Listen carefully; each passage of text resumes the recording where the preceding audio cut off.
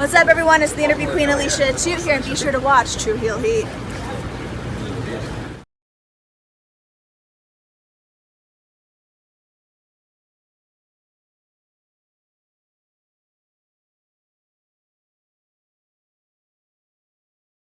All right, hello, Tru Heel Heat. I'm the AEW World Champion MJF. Just in case you're deaf, dumb, blind, stupid, or since you listen to this podcast poor, you're listening to Tru Heel Heat, and I apologize for that.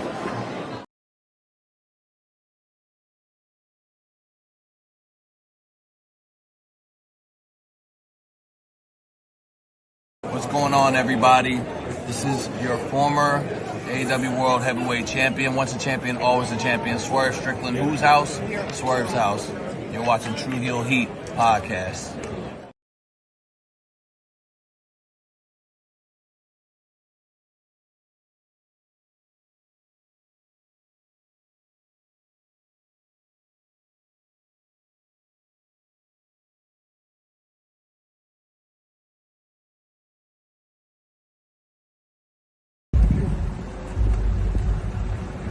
Yo, what up? You know what it is. It's your boy AJ Francis reporting to you live from New York City, the birthplace of hip-hop. And I'm telling you that I'm only tuned in with Tru Heel Heat Wrestling.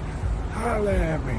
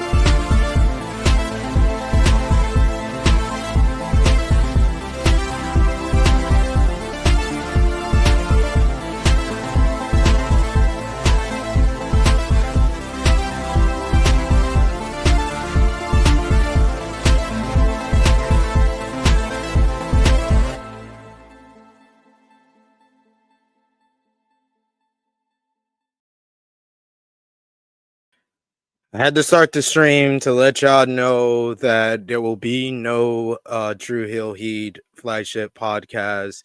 The Tru Heel Heat flagship podcast will instead be replaced by a match with Logan Paul and then getting squashed by Brock Lesnar. We're not going to give you what you want. Oh, wait. I see all these comments in the live chat, all these comments. It sounds like you guys want this. Hashtag Tru Heel Heat is happening. Hashtag Tru Heel Heat is happening. Well, since you guys want it, you can have it.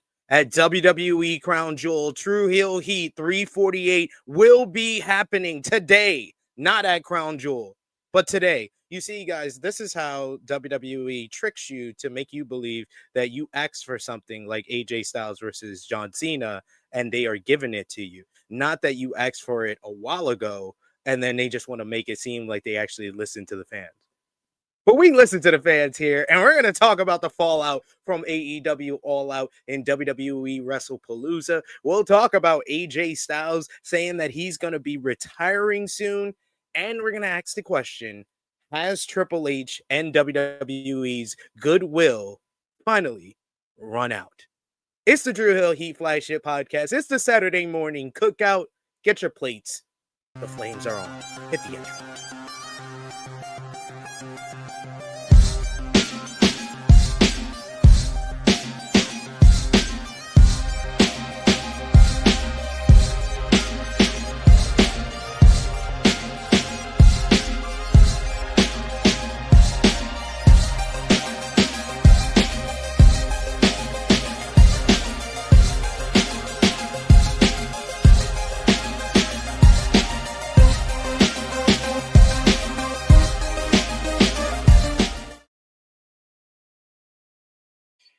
Hello, hello, hello. It is me, your Tru Heel Phenom SP3, and we are live on the Tru Heel Heat YouTube and Facebook for Tru Heel Heat 348, Styling Goodwill Gone, discussing the latest wrestling news, including AJ Styles joining his rivals John Cena and Hiroshi Tanahashi in retiring within the next year, AEW All Out versus WWE Wrestlepalooza.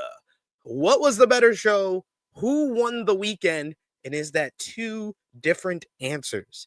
Recap of this week in wrestling with AEW All Out, featuring Jurassic Express reuniting and the debut of Beth Copeland and the spike power driving of her head as well.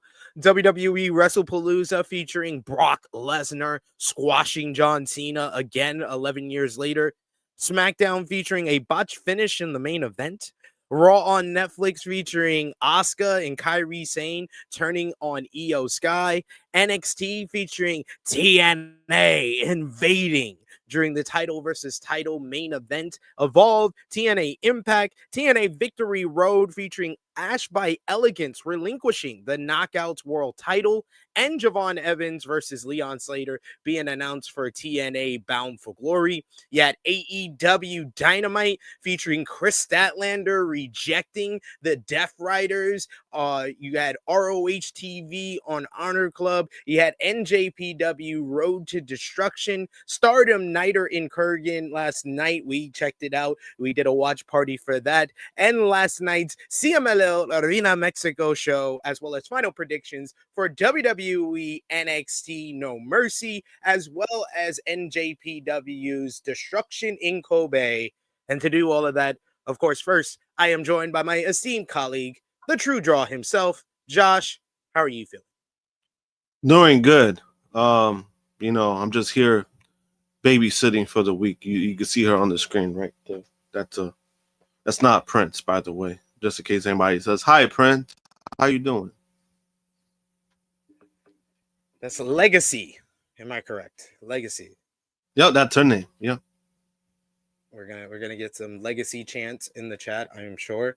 But yes, we're gonna talk all about the big shows from last week. We're gonna do all of that. Of course, we appreciate y'all for joining us live. Appreciate y'all if you're watching us on demand. Either way, show your appreciation back. The simplest way possible is by dropping a thumbs up on this video. That helps out the YouTube algorithms oh so much. You can also share this video with all your wrestling fans, friends, and family on all your favorite social media platforms. If you are new to the Tru Heel Heat YouTube channel, hit that subscribe button, hit the bell to stay notified for all the great content here. And of course, you can sound off in the comments section if you're watching us on demand. Let us know what you thought about this week in wrestling. And of course, if you're watching us live, you could sound off in the live chat, and we love to interact with all of you here on the flagship podcast. We make you a part of the show as much as possible, so we highlight as many of your comments as possible. But of course, if you're feeling generous, you want to get back to what we do here, you want to make sure your comment is highlighted on screen and show your support to the Tru Heel Heat flagship podcast and the channel, you could do so with a super chat donation. Any dollar amount matters. It goes back to the contributors that you see on screen with us here, and we always appreciate the support. Like from our main man, Valop, who says, nothing cooler as a fan than watching someone buy into a great wrestler in real time. Glad I got to see Chase do that with Azumi yesterday. Yes, thanks. Big shout outs to Valop last night, who has joined us in the live chat for a TNA Victory Road watch party that we did watching that show. That show finished up very strong. Dude, it had probably his best match of the night at the end. So we were still hyped up on wrestling, and Valop said, "Oh, Stardom's got a free show on their YouTube channel," so we turned that on. And man, yeah, Chase fell in love with Azumi last night. Like he bought into her. He was rooting for her to win. He was crushed. He was heartbroken when she lost at the end. It was great experience watching it. Thank you, Valop, for telling us to turn that on. But good times there. Another match that, spoiler alert, probably in my matches of the week. But we do have someone joining us today.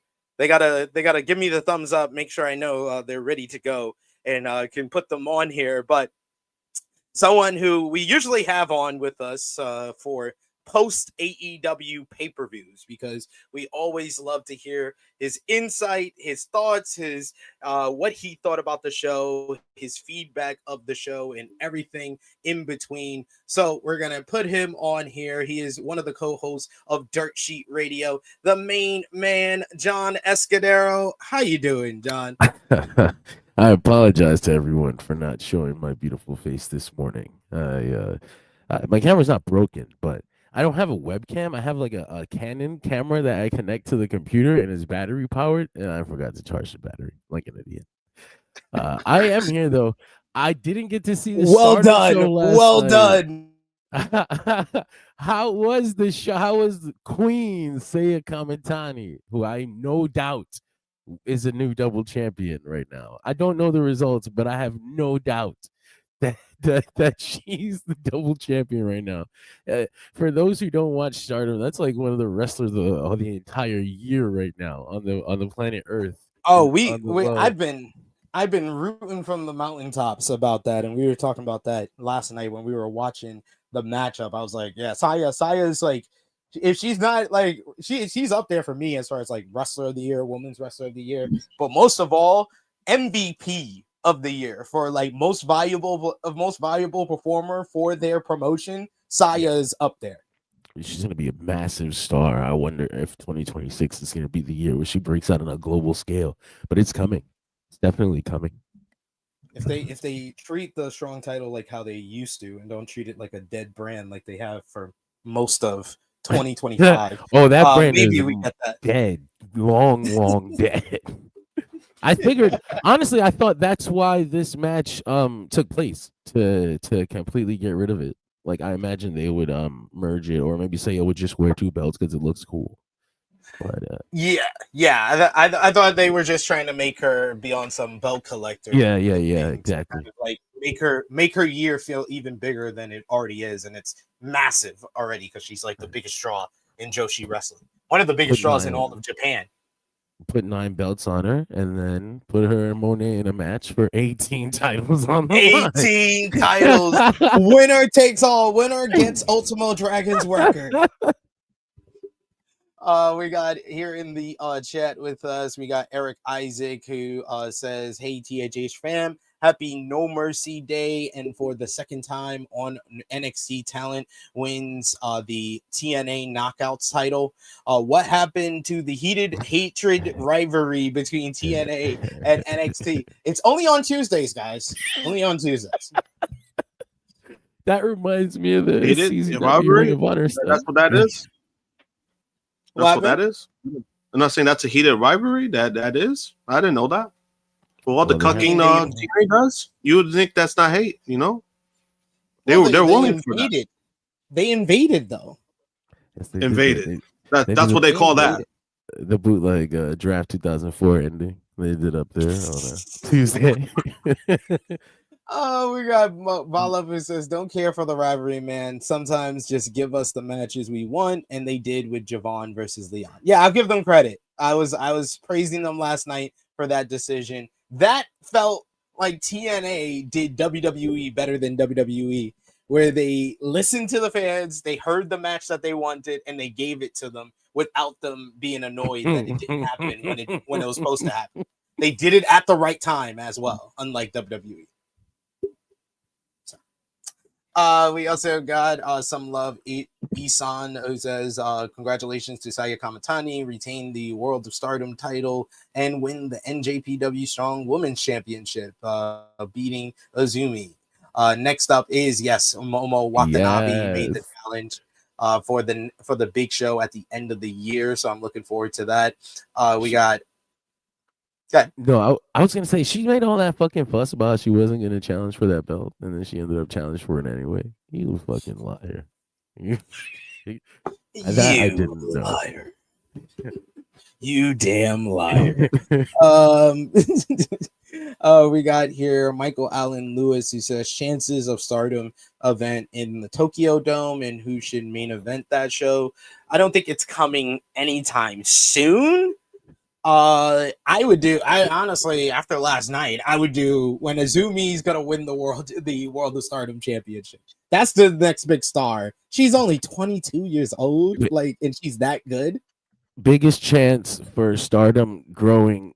I mean, I don't know about Tokyo Dome, but just growing in a sense of running a larger arena. It's gonna be Saya Kamatani. That woman is on variety television now, on mornings in Japan. You don't understand. That shit is huge. She's huge. Yeah, I would have her hold the title for like a couple of years, honestly. Yeah, no, honestly, seriously, and be on television with it and just wear it everywhere. Absolutely. Yeah, make her the top star, and then when you finally want to dethrone her, that's the big Tokyo Dome show. Oh yeah, 3 years. Then you go. Volop, who says Stardom would still take a few years to reach the Dome on their own, but they're closer than they've ever been, says Volop.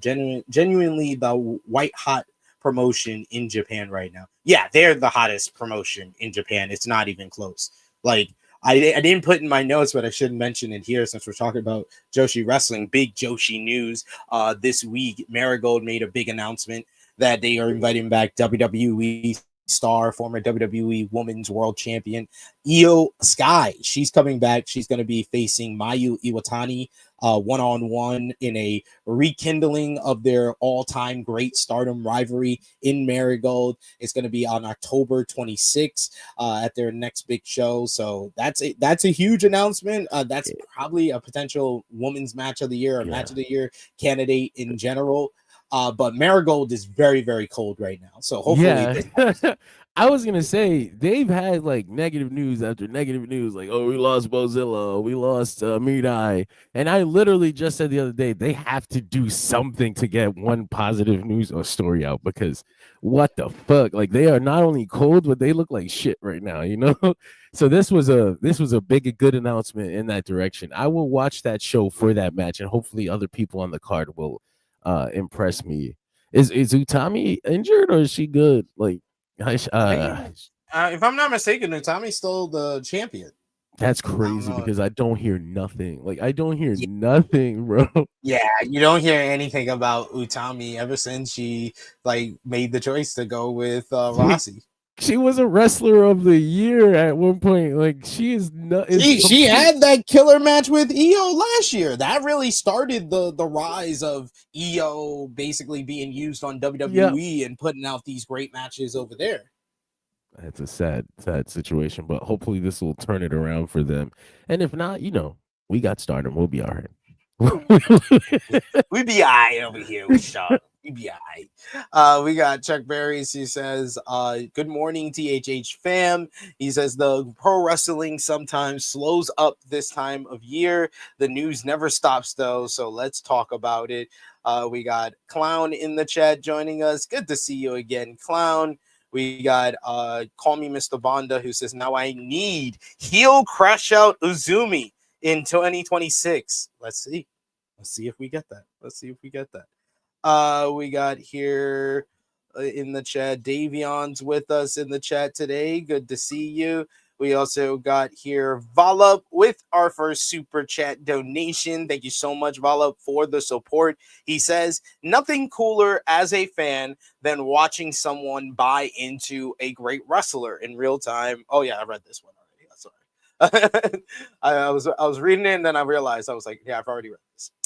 Clown, I'm sorry, I did not have time to watch GCW Homecoming LA. I will try my best to watch that and the shows this weekend, and we will talk some GCW next week. I will do that as my due diligence to you, sir. I promise. We also got here, the countdown is on. We're less than 100 days before Hiroshi Tanahashi retires. We got some love. It's painful. Love in the chat. My man Pablo, good to see you. Saying CMLL X Pokemon show was great and is also free on YouTube. That shit was awesome. I thought it was gonna be a nothing show. Like, I thought the wrestlers, like, people, even Mexican fans were like, oh, you know, the wrestlers are gonna come on the show and they're gonna do nothing. It's gonna be a promotional tool. They went out there and wrestled like the world was watching. That show was awesome. Yo, CMLL, that's the promotion of the year, though. For like, me, we just gave love to Stardom, but CMLL is the promotion of the year. mine for sure. Like they got my money. I've been watching weekly pretty much since about around maybe the Grand Slam show. AW, thank you for putting me on. I was lazy about it. That was the week I did it too, because they had that Fantasticomania show, and I was like, I gotta watch that show, and I gotta watch the AEW CMLL ROH show. Thank God I did, because that Dorada Bandito matchup, that's one of my favorites of the year. So yeah, good stuff there. Good to see you, Pablo. We got also in the chat, Volop says Saya is going to be Tokyo Sports Wrestler of the Year, no doubt. Yeah, 1000%. 1000%. We got Lady May TV who says, good morning. Are you watching NXT tonight? I am watching WWE NXT. I am going to try to watch NXT on my other screen with AEW Collision.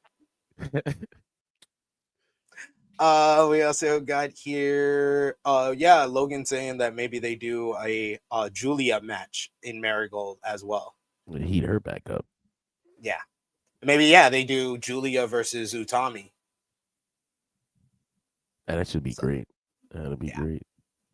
Valov says she's still having killer matches. Her match winning the red belt from Saray was great, but she doesn't have enough challengers. That Saray effect. That Saray effect. She's having great matches with everyone. If there's anybody else who can be MVP, she's one of them. She's just not getting the same kind of mainstream attention as Saya Kamitani right now. But Saray's on the low as one of the best wrestlers on the planet today. But I feel bad because it feels like every year that's the excuse. Like I know. Year it's Saray had a great year too, but she doesn't get the attention. It's partly her fault or her choice because she wanted to go freelance, so she's not getting nobody's push, like real push. But that makes it almost more impressive because she's getting all this shit on her own. That's the nature of the game. That's how it is. I gotta still watch that the CMLL YouTube show. I still gotta watch the Blue Panther versus Ultimo Guerrero match. Yo, the MLW match. I heard that was dope too. Those are the best old man wrestlers on the planet today. Like both of them. The best 60-year-old I've ever seen wrestle is Blue Panther. All right, but no, thank you guys for the comments. Keep coming with those comments in the live chat. Super chat donations will definitely be highlighted on screen. But of course, we want to start things off with our Tru Heel roll call, shouting out those who are supporting us across social media and here on the YouTube channel as well as Patreon. Our top 3 conversation starters on our Tru Heels group page. You got Jermaine Packman, you got Joe Bellini, and you got Stewie Palmer, number 1 once again. Patreon backers, you got Volup, you got Negro Buck Nick Jackson, Professor Kris, Trey, Robert, Steve, Ladarius, Sean Martin, Dolores, James, Allen, Santo, Justin Rich, and Chuck Berries. Thank you so much for supporting us over at patreon.com/Tru Heel Heat. $3 a month gets you exclusive content and the best place to support us when we are not live here.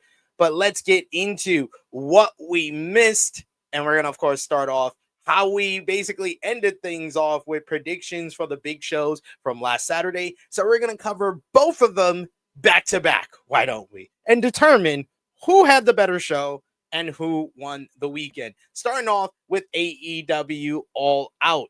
The show featured Hangman Adam Page defeating Kyle Fletcher in an absolutely phenomenal main event. Great performances by the guys in the ring, as well as that commentary with Bryan Danielson and Don Callis.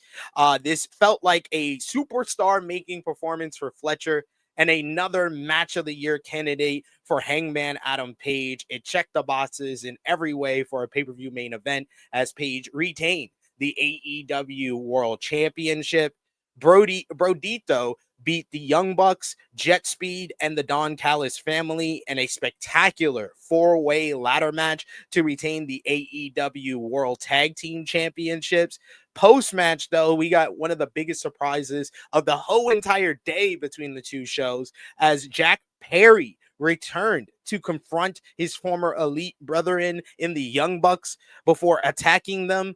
But just when the Matt and Nick Jackson used their numbers advantage, Perry smiled and revealed a pre-taped video of Perry digging up Luchasaurus, bringing him back to life until the lights come back on to reveal Luchasaurus returning to lay out the Young Bucks with a chokeslam. After that, Luchasaurus got rid of his kill switch belt. He hugged Perry to reunite Jurassic Express before their old theme music played to a huge pop from this Toronto crowd. In one of the other bigger surprises of the night, Kris Statlander picked up a win over Timeless Tony Storm, Jamie Hayter, and Tekla in a very good four-way to win the AEW Women's World Championship. Post-match, Statlander celebrated with Harley while Storm was shocked at losing. Mark Briscoe picked up the biggest win of his singles career as he beat MJF to win an absolutely crazy and wild tables and tax match to get easily the biggest victory of his AEW run, as well as MJF was definitely not happy about this loss. More on that in a bit. Adam Copeland and Christian Cage secured a win over FTR in a very good opener to the show after an assist from the debuting Beth Copeland, who took out Stokely Hathaway. Post-match, the Matriarchy helped FTR attack Cope and Christian, with Kip Sabian handcuffing Cope to the ropes, while Dax and Cash delivered a spike power driver to Christian. Then FTR delivered a one to Beth Copeland to lay her out in a terrific angle. Eddie Kingston returned to pick up a win over Big Bill. Post-match, Bill and Brian Keefe jumped Kingston until Hook made the save to form a new tag team with Eddie. The Demands, Ricochet, and GOA defeated Hurt Syndicate in a very fun trios match. Mercedes Moné beat Rio in a great match to retain the TBS championship. Kazuchika Okada beat Mascara Dorada and Konosuke Takeshita in an outstanding three-way matchup to retain the AEW Unified Championship in what was a star-making performance for Dorada while hyping fans for Okada versus Takeshita. And finally, Jon Moxley defeated Darby Allin in a batshit insane coffin match that consisted of various forms of murder attempts. Thanks to outside interference, though, Moxley got the win when a returning and short-haired Pac came out and made the save for him and helped him pick up the victory. Post-match, Death Riders carried Darby out in a coffin. However, Moxley then told the D-Riders for some reason to go while he took care of Allen until Darby revealed he was alive and attacked Mox, putting him in a body bag before setting him on fire backstage. That was All Out. It was crazy. It was wild, top to bottom. I don't think there's been an AEW pay-per-view that has that many great matches on it this year. I think when you have 10 matches and 8 of the matches are very good to great, that is a high rate. And some of them are even like match of the year candidate, like perfect 5-star worthy matches. John, we always have you on after these AEW pay-per-views. What was your reaction to All Out, and how do you feel about it now a week later? Oh man, it was a great show. It honestly exceeded my expectations, which is kind of crazy. Like I don't know. I AEW pay-per-views, I kind of just understand now. Like it's been 6 years of the consistency, you know. Like I'm pretty sure they're gonna be good, but All Out was it definitely blew me away. And I think this was another example of they know that they've got the other show nipping at their heels, and instead of going out and doing fucking tweets and unless you're in character like Ricochet, they just let their work speak for them, and God damn, did it speak for them. Instead of being concerned, it turned into a follow that situation, and unfortunately I don't think it got followed up, but we'll talk about that later. But overall, yeah, great show. We'll talk about that for sure very quickly here.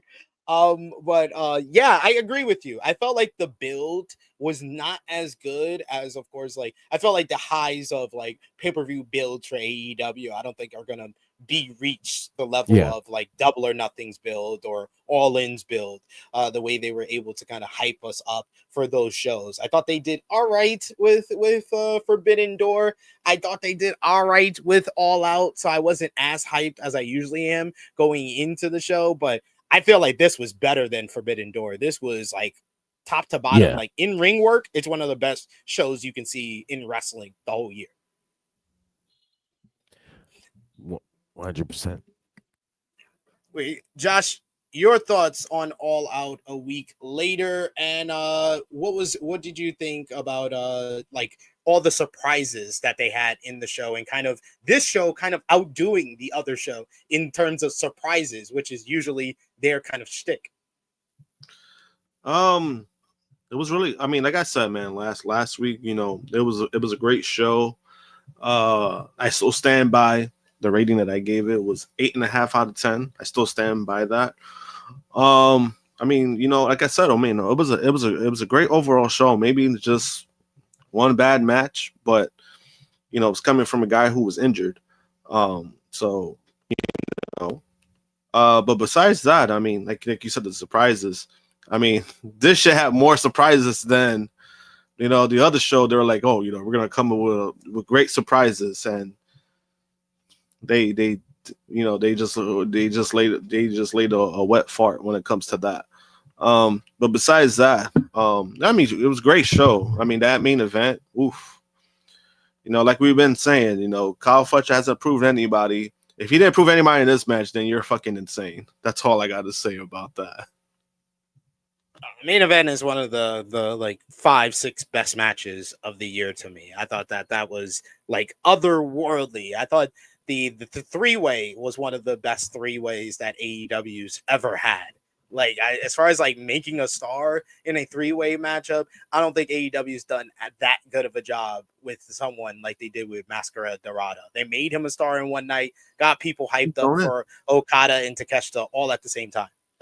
Yeah. You know, and then he was going to be the pin guy, and then it turned out like, oh shit, we got somebody over, which is good. I mean, sometimes you want that in wrestling. Sometimes it's good for like that individual. Sometimes it's good for the show itself. So they kind of shown that there's somebody else that we could really use, and you know, according to the estimated buy rates, I mean, it seems like All Out did great in the buy rates because man, Well, speaking of which, that was the news note that I had here. As previously reported, Tony Khan said that during the All Out post-media scrum that the pay-per-view was a big hit and will be one of the company's biggest shows of the year. He didn't know at the time that he didn't have the final pay-per-view number, but the Wrestling Observer newsletter reports that according to a source with the numbers, it was similar to Revolution earlier this year. If this is accurate, that means All Out had a range of 135,000 to 140,000 pay-per-view buys.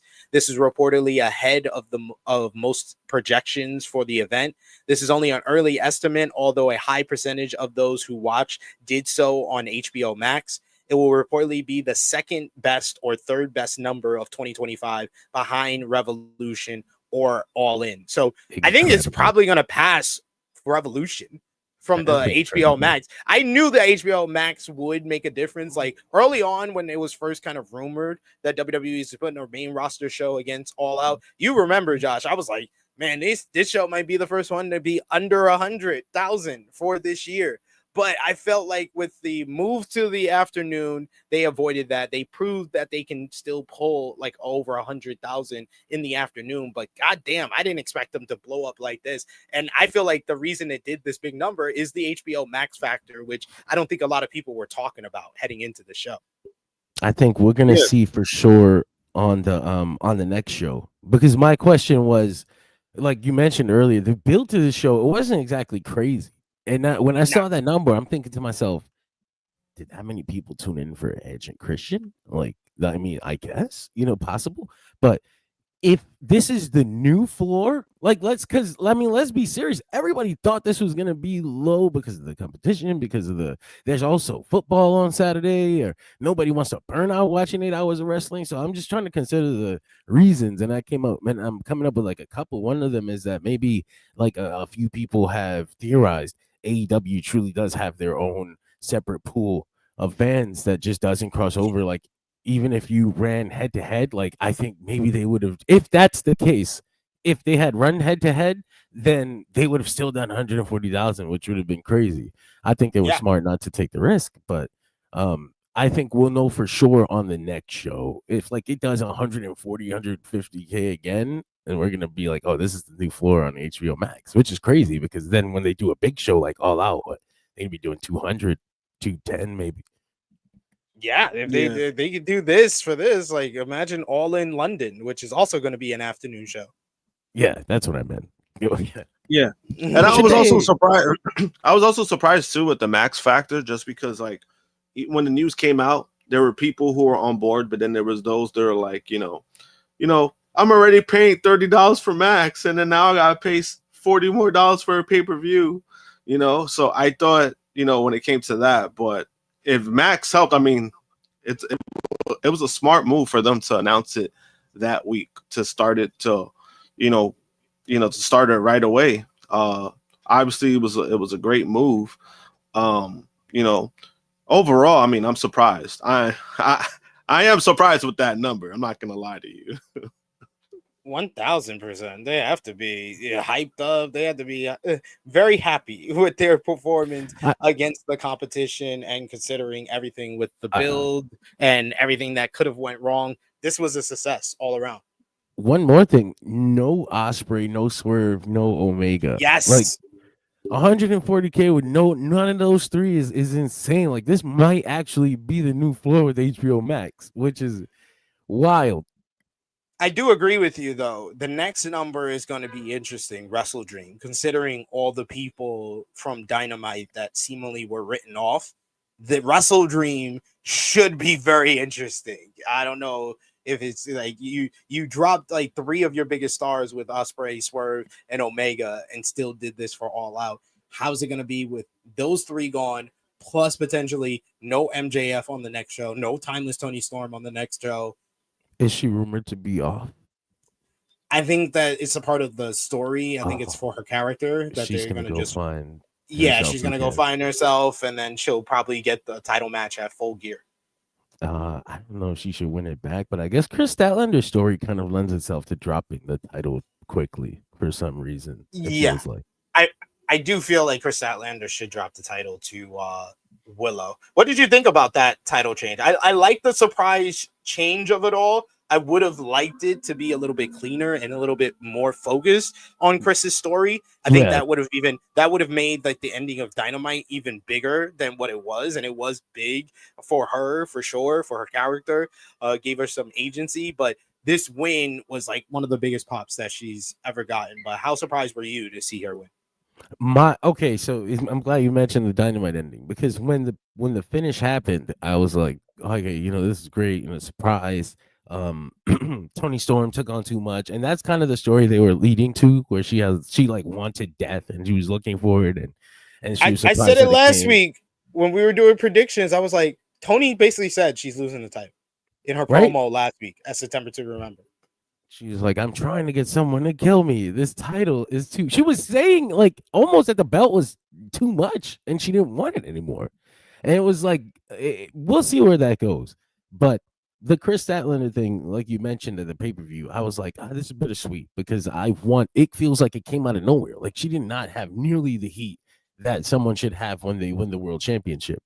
So when they did the Dynamite ending, that's what, like, okay, all right, you've justified the title win now, because that was really big. Like if you follow up on that, you just made her one of the top stars on the show, like immediately. I was like, okay, that was really good. You got me there, Tony. Good job. I was mad at Tony though immediately after that, because I was like, God damn it.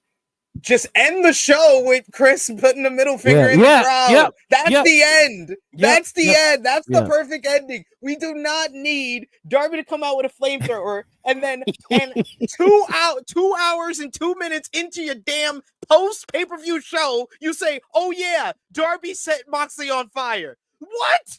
You did that?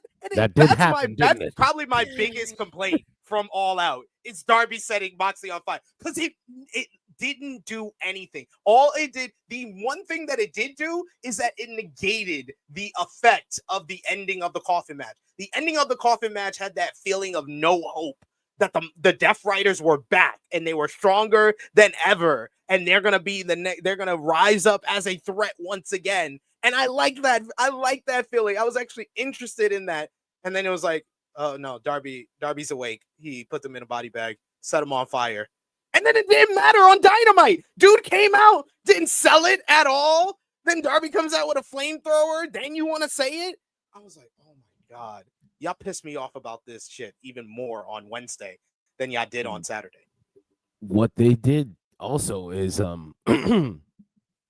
they kind of scaring me because you already set Moxley on fire.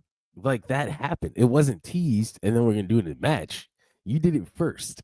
So now I'm like, what the fuck are they gonna do in that I quit match? Like that's horrifying. He's gotta set him on fire. And then he has to run around the ring. And then he has to say I quit. And then he has to say I quit as he's on fire. And they try to tip it up. I quit. I quit. Oh my God. Like that's almost all they can do. Cause I'm like, I'm sure that they thought it all the way. Like there's no way they made this kind of mistake where they set him on fire first and then on the pay-per-view, the thing that ends the match is less than flames, like a fucking table bump or something with thumbtacks. Like that's not enough anymore. Oh man, but we got in the chat here, Logan James. I don't usually highlight comments that are not talking about what we're talking about, but I'm here to help. I'm here to help those who come in our chat because I feel like you're a part of our community. So I say this in the most loving and respectful way possible. Let me read your comment first. After IYO SKY versus Mayu Iwatani, I'm hoping IYO SKY challenges Takami Arara for the CHG women's title, and maybe Takami challenges IYO since their rivalry goes with WWE and Noah working together. That ain't happening. I'm here to tell you. I'm here to tell you that ain't happening. It's gonna be the same as IYO last year. She gonna have a great match of the year candidate with Mayu Iwatani. She gonna say thank you to the Japanese fan and get the fuck up out of there and go back to WWE, especially since she's in the top woman storyline on Monday Night Raw. Yeah, I think their relationships with these companies sometimes I mean, I wouldn't blame you for just imagining that it can happen because they have sent AJ Styles, over and Shinsuke, but the big thing was that none of them were involved with anything at the time. Like both of them were doing nothing on television when they got sent over.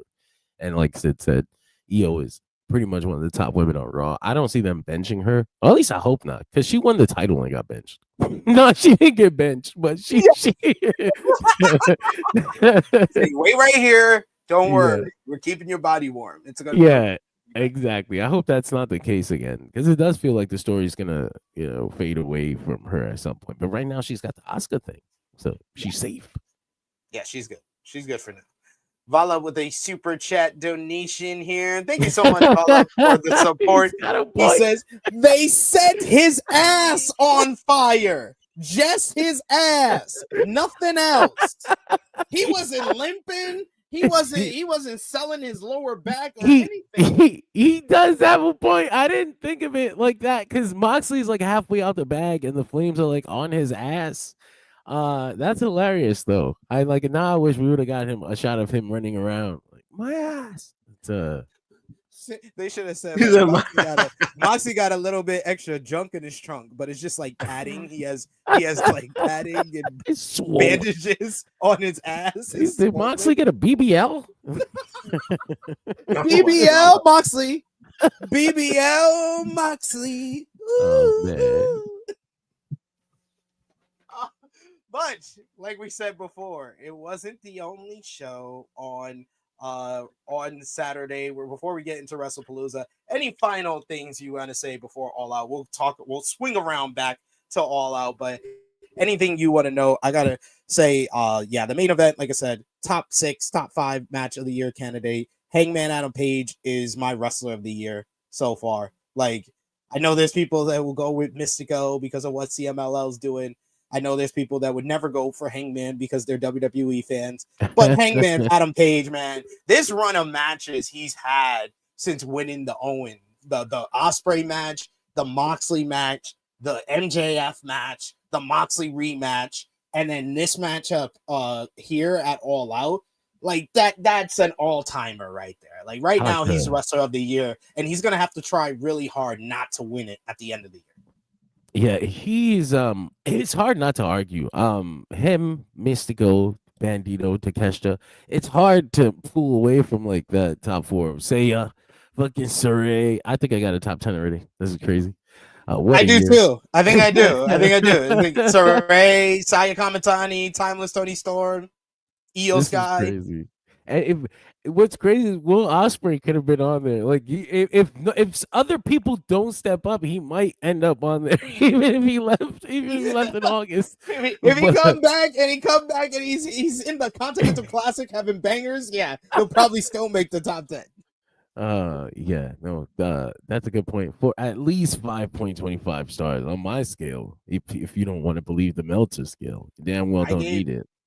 I given his last 3 main events on pay-per-view 5+ stars, which is the only thing higher that I give on my star rating is 6 stars, which is only like 5 matches I ever gave 6 stars to. So 5+ stars is pretty much the highest it goes, and he has 3 of my 6 matches I've given 5+ stars to this year. More than anybody, obviously. He's basically having a Will Ospreay year. And he had one of those matches against Will Ospreay. We got Pablo in the chat who says Hangman Page is AEW's main character. Him with the title just feels right. Yeah, it's because he's checking all the boxes, like the character work, the redemption arc storyline, him being the face of the company, how he's been booked since becoming champion is really well done. I didn't like his booking on Dynamite. Don't go backwards. Don't go back into the line, sir. Don't go into the light. I was like, what was that about? Like, I was so concerned. They didn't have nothing else built for him either on the show. And then he went back into the Death Riders thing. I was like, what is going on right now? I was like, just keep him in the Don Callis thing. You have 2 other main eventers there. I don't know. Wrestle those guys. The thing that gives me hope is that Moxley's already busy. So, like, who is he fighting? Claudio? Which I love Claudio, but maybe Pac. Pac, man. I guess that calls back to like the first AEW feud, but yeah, still Pac, seems Pac at full gear. Pac at full gear, full gear with Pac. Full circle. He can't lose for some reason. I'm sorry, we have to DQ finish or something. Pac doesn't want to lose or go home. Well, he had the title at the time. He had a Dragon Gate belt at the time. Good man. Good moment there. But yeah, I the only interesting option that I heard coming out of that trios matchup is that Samoa Joe attacks Hangman and that Samoa Joe is his next opponent. I can see it. I guess him playing babyface with Hobbs for a while could have run its course. I mean, they just kind of run out and save people, and not as effectively as Jet Speed. No, not at all.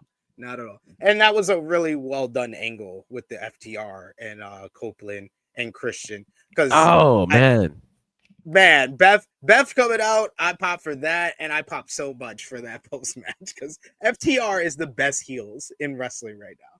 I don't think anybody's as good as them on the mic in these angles, in these matches. They had a great match against Cope and Christian, then had an even better angle afterwards. Yeah.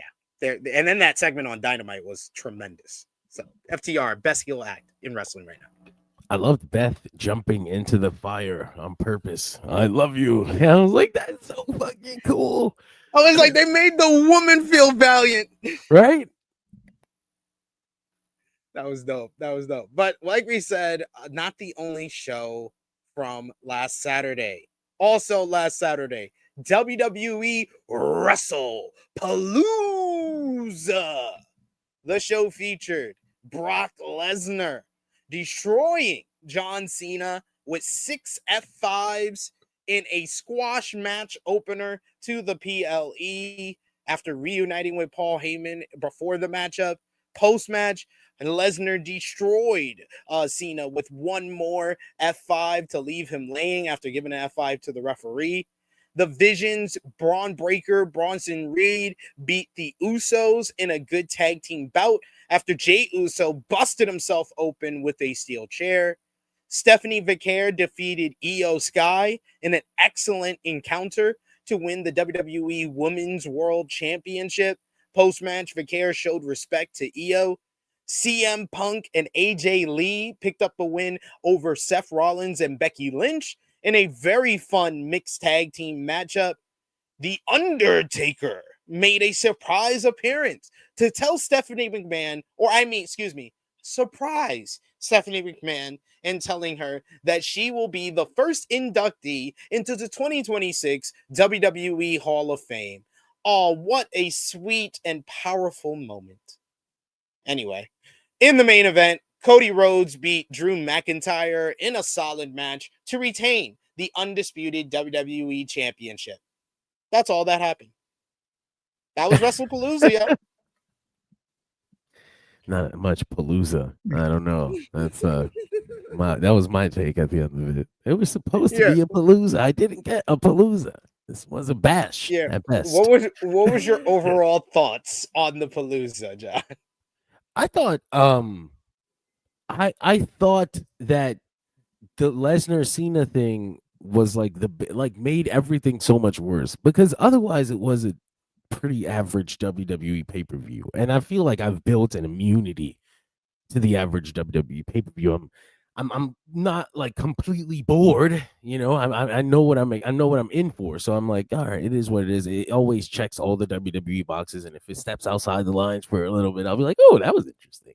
But the Lesnar Cena thing was like so baffling, like, so what the fuck? Like, you did a troll job on one of John Cena's final appearances. Like, that's so mind-numbingly stupid. It's like, I don't care what your justification was. They thought they would be placing Lesnar back into his position as the top monster in WWE by having him kill Cena again.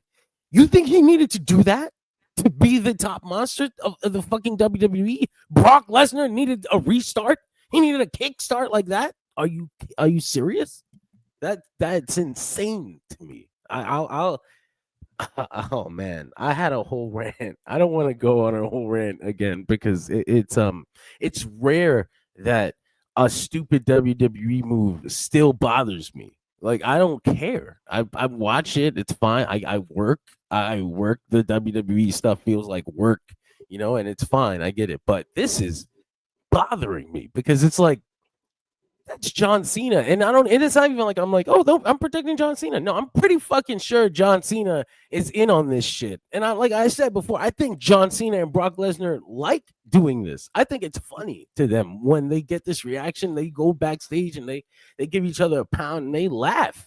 And they go, look at everybody, man. That was awesome. Great performance, bro. They did the same moves. Brock did the same move 6 times. Cena did the same move 3 times. That was the match. That was one of John Cena's final performances. That happened. And they and that arrogant, nasty fucking company is okay with it, because you keep on paying them. And if I didn't have to cover this shit, if I didn't have a responsibility or whatever, I wouldn't fucking watch this. This is disrespectful to me in a whole nother way. Like, you're spitting in my face. It's crazy. I honestly felt like how I felt after the Raw Netflix premiere. Those were Raw Netflix premiere and Wrestlepalooza were the two shows that were like, if I didn't get paid to do this, I would not be doing this anymore. I would not be covering this company that goes on these networks and just want to have these self-congratulatory shows of Triple H, the final form of sports entertainment. All of sports is entertainment. He needs to be in the video package. He needs to be in the opening and intro, everything. And then you give me the match, where the most entertaining thing about the matchup was the intros. It was Brock dominating, Brock suplexing, Cena making a comeback, hitting some AAs, kick out, then some F5s, 1, 2, 3. That was the matchup. It was boring. It was a waste of time. And it set the tone for nothing to be able to surpass it or be as great as it could have. I was so high on Stephanie Vicaire and IYO SKY when we did the review, because it was on the same show as this. I probably would rate it a little bit lower on the second viewing when I watched it outside of the context of this show. It just seemed so much better than it really was because it was on this show with this particular matchup that really sank the whole show. I do agree with you there, John. You mentioned Stephanie Becker and her EO Sky. For me, Lyra Valkyria. These girls are becoming the highlight of this show. Like when I'm not enjoying a damn thing, I know Lyra's gonna powerbomb a bitch on her head this morning. Like I this evening, so I know Stephanie Becker is gonna wrestle her ass off, and then she's gonna do the ass thing, and people are gonna go crazy. So like I know she's gonna get herself over, and I don't have to worry about her being stuck in the Lyra situation. Like, and then EO is one of the best wrestlers on the damn planet today.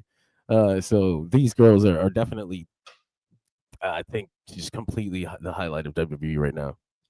Yeah, it's quite clear. It was clear before this because like when I was thinking about wrestlers of the year, I was like, yeah, EO is like higher than any of the guys that I could think of.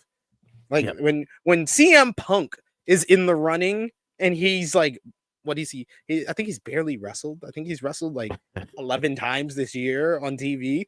Like, yeah, if CM Punk is in the running for the men, then yeah, it's obviously the women. It's EO Sky, it's Rhea Ripley, it's Stephanie Becker. Those are the ones that are really bringing the entertainment, bringing the goods on Raw, SmackDown, NXT every single week. Josh, I know you were disappointed you couldn't be on the review for WrestlePalooza, so let all your feelings out about the show now. I mean, what can you really say? The show was mid as fuck. They over promoted. They were pushing it, because it's ESPN, and we got a big pile of shit. That's what we got. Like, what is there else to really say about the show? Because, we had somebody ESPN who even gave it a C. What does that tell you? What does that tell you about the show itself? Regards to Cena and Brock, I knew the match was going to be ass. I didn't know it was going to be that much ass. Like, it was not only a glorified squash match, but then, like I've said about Brock, at this point where the last few years I've checked out with Brock. You're just getting the same shit with Brock. It's either a German suplex, she strikes, and then he does a bunch of F5s. That's what you're getting with a Brock Lesnar match, and this was no different. And I think even within the match itself, even when these guys were doing their finishers, like the amount of no selling was crazy to me. Where it was like, the AA, then Brock gets back up. Oh, another AA, Brock gets back up. And then, let's get another one in. And then even with Cena, there was at one point where he did get back up from an F5. And I'm like, what's the point of this shit?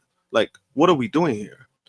And, the way that it ended, I was just like, man, like this is how you start off on ESPN. Oh man, I'm pretty sure they got buyer's remorse already. And besides that, I mean, like you said, like the Stephanie and the Stephanie and EO match was great. Easily the best match of the night. It doesn't even come close, in my opinion. The mixed tag was fun. It was fun for what it was, but it did feel very house show-ish for me. Like it was very long. It was like 30 minutes? It went 30 minutes, right? And it felt long. Obviously the stuff they were doing, that it was a fun matchup to watch. But I think the problem for me was you have people who basically hate each other, and I really didn't get that with the match. I just got a fun house show match. I think that's the only really critique I have when it comes to that.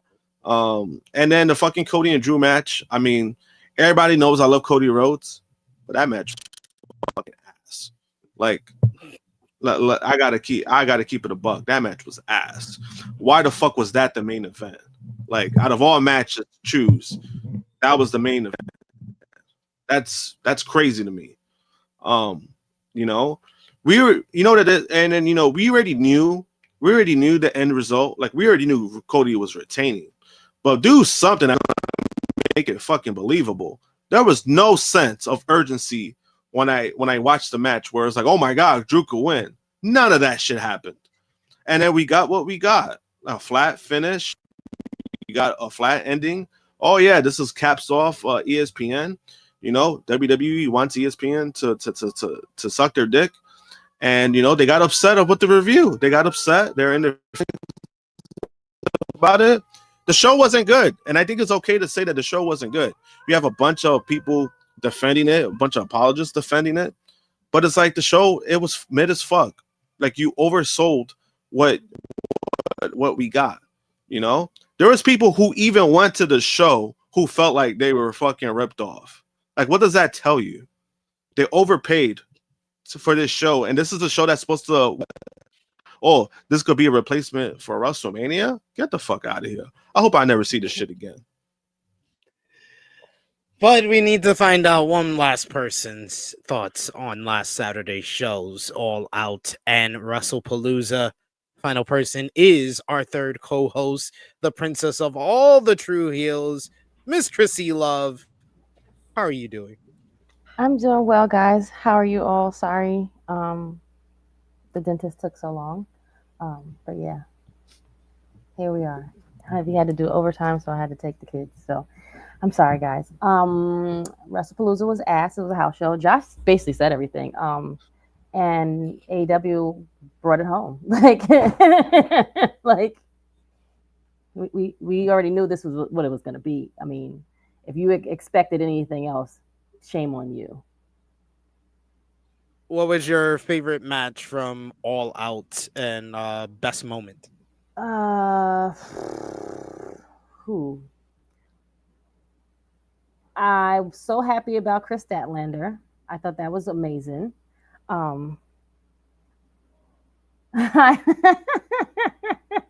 No, it's not me. Maybe the kids, but not me. I wish. Yes,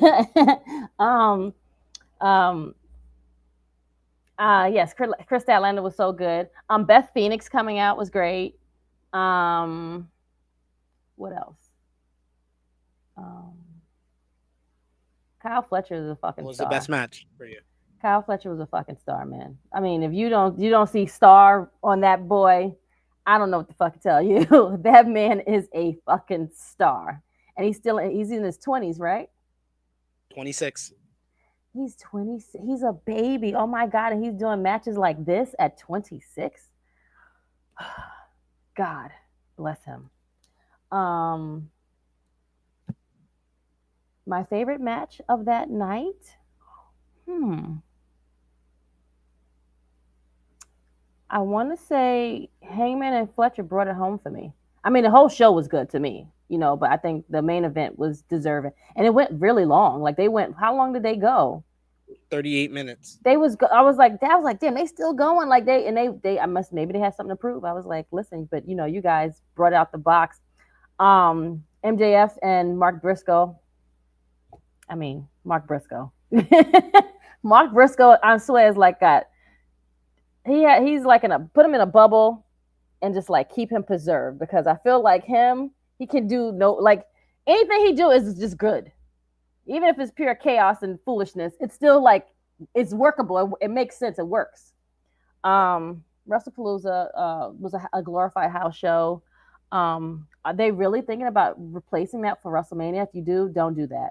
That was the talk going into the show. I don't know if it's the talk coming out of the show. That's terrible. I'm sorry. That is just disgusting. Don't do that. Shit, it better not be. Don't even think about it. Fuck that. Don't even think about that. Don't even. That's just terrible. Don't. Yeah.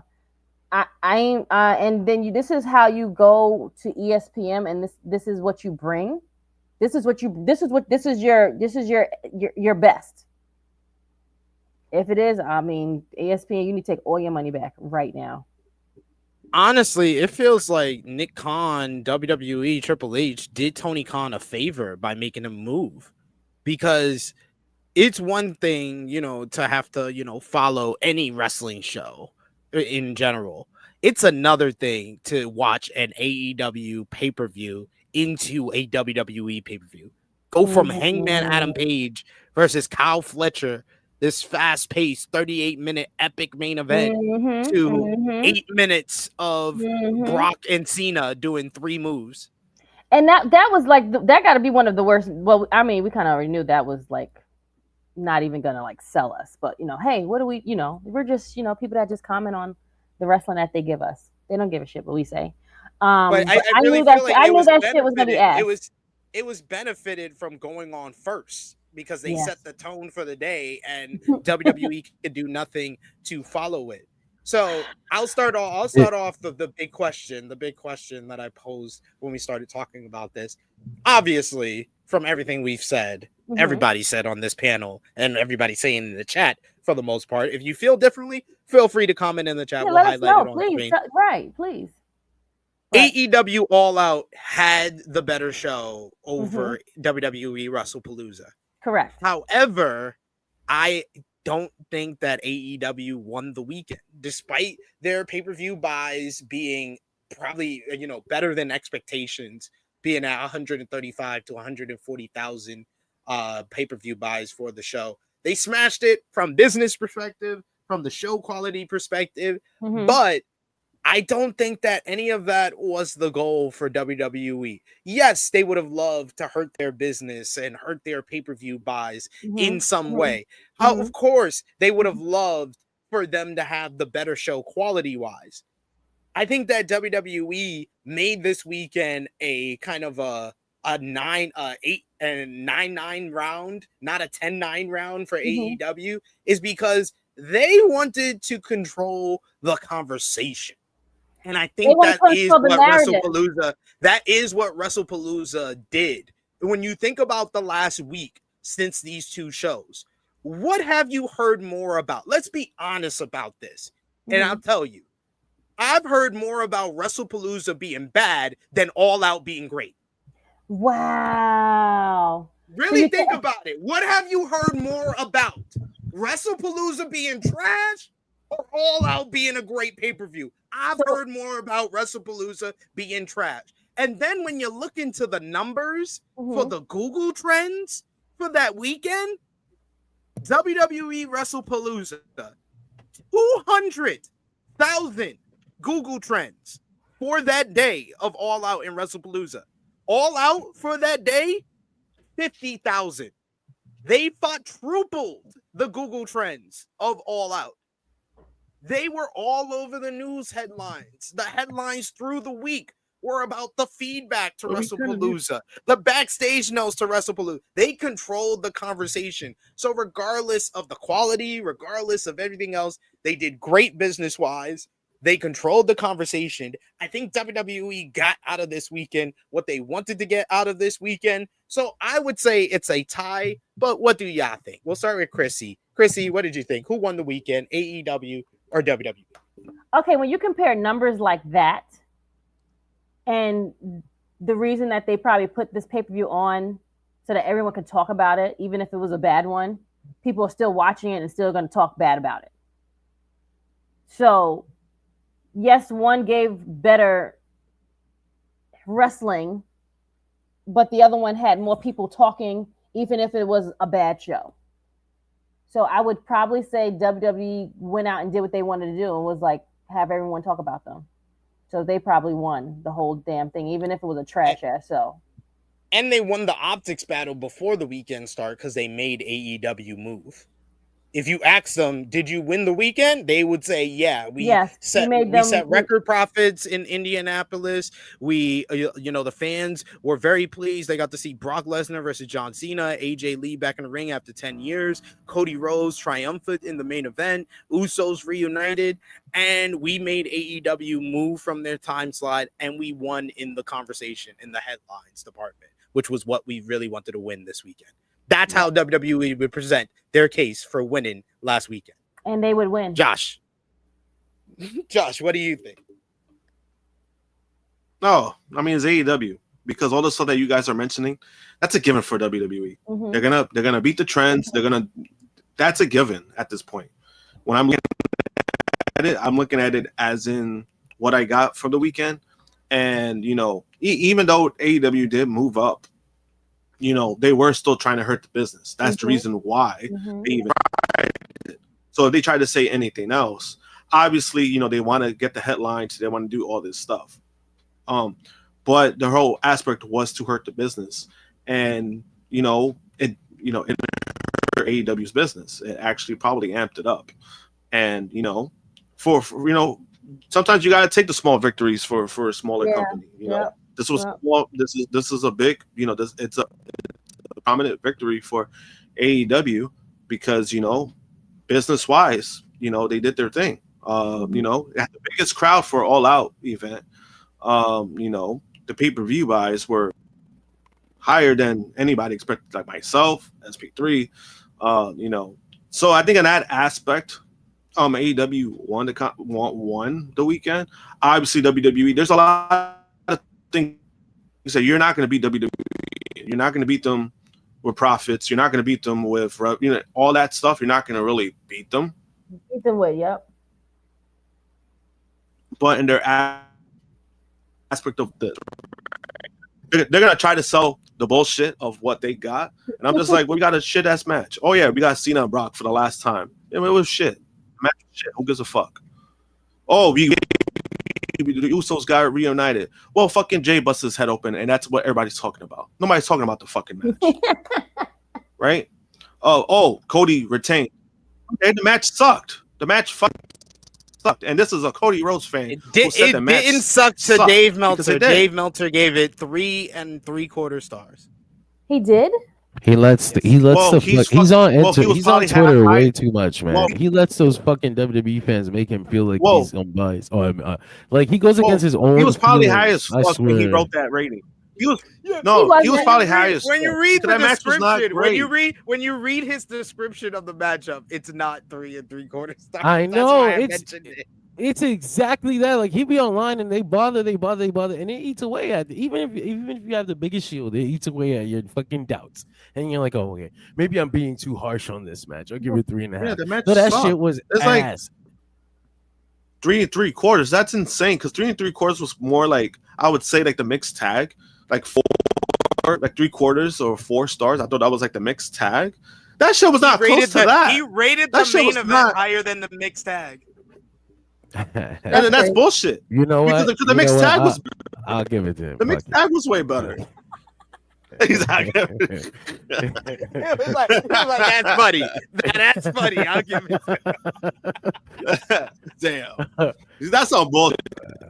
That is some bullshit. Like you see, like I'm just saying, man. Like, come on. That main event. Come on, really? That's what we're doing. And I love both guys. I love Cody, but come on, that was not it. That main event was not it.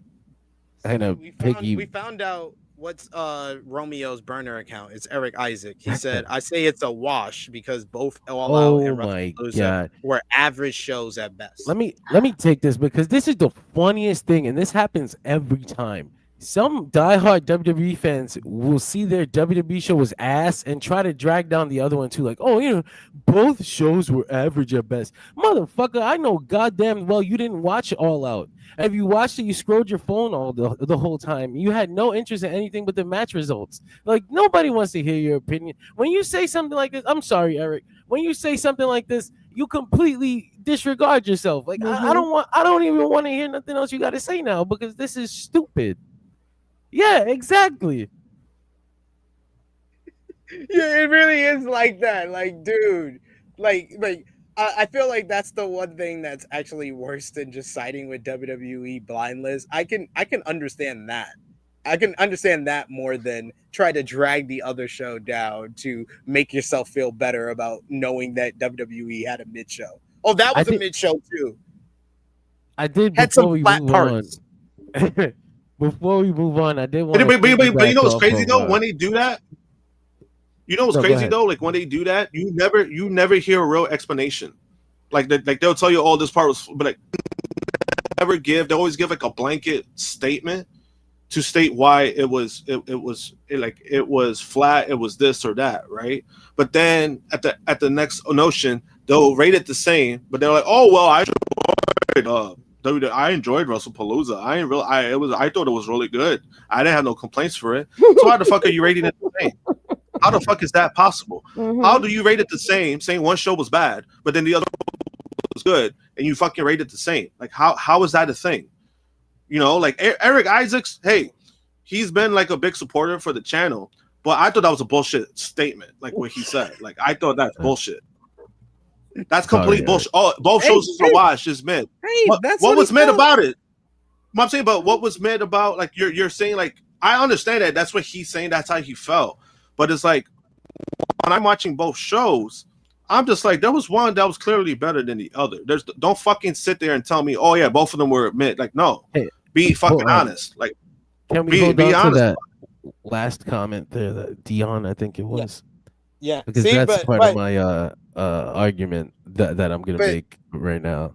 You see, because we have John here, who's very honest. Everything he does over at Dirt Sheet Radio, and when he comes here, Krssi Love. We have a disclaimer because she gets too honest on this show, and of course, Josh has no filter at all, and he's gonna be honest about how he feels. I'm here to be the devil's advocate, and I gave WWE fans the perfect argument for how they won the weekend, and y'all turn around and do both shows were average. No, that's not the argument. The argument is we made money, we got the attention, we got what we wanted. It's not about you have WWE fans. I'm teaching you how to argue for WWE. Don't make it about quality. You're gonna lose. Make it about everything else. Which is what, like, you gotta watch those Triple H press conferences. That's exactly you gotta follow that's the that. only argument you have. And that's the only real argument you have when it comes to WWE, which again, like, all that shit is given at this point with WWE. They're gonna make the money, they're gonna do this, they're gonna do that. But the fact that it's like people can't even be honest with the fucking shows. It's like, if the show was fucking bad, just say it was bad. Like, we were here talking about, like, when AEW did Dynasty was a solid pay-per-view, but then we also said, like, we gave criticism to the main event. We gave criticism to the card placement. You know, like, we could just sit here and be honest about it. You know, that's all I'm saying. It's like, don't fucking try to downplay both shows, saying like, oh yeah, it was equal, just to defend the other. It's like, no, just fucking say one was better than the other. Just say one was ass. Just say one was ass. So I'm saying it's not about that. It's about the numbers, guys. I'm sorry, John. Who won the weekend? That's fucking guy. That's fucking guy. I think WWE is losing the plot a little bit. They're getting really caught up in some of the superficial stuff that can go away because they're not sowing their seeds or tending to the foundation anymore. A lot of this movement is kind of rolling off of WWE being a big machine and just being larger and having bigger visibility, and some of that is like default. Like, you're gonna get, like Josh was saying earlier, you're gonna get a lot of this attention anyway because you're on Netflix and Netflix has banners for you every fucking day, or because you're on ESPN and on SportsCenter, and because now that people have the app, when they're bored they can turn on your show. But I think that in the last year, maybe a little longer than that, they've stopped tending to the quality of their show. And I think that regardless of whether they can show success for it now, if they don't start tending to the quality of their show, it's not gonna stay like this. It's just not. And just look at the John Cena retirement. Like, let me remind you people of something for our history students here, or wrestling history students. 2001, a lot of people attribute a lot of the cool off of the WWF to the failed Steve Austin heel turn. That wasn't something that people could even see at the time. That was something that we saw years later in hindsight. When you look at numbers and you look at the time, you go, fuck, they really fucked themselves. We're in the midst of something that I think is worse than the Steve Austin heel turn. John Cena's whole retirement run being wasted with a heel turn and then some. Because Austin's heel run was a place of right decision, wrong time.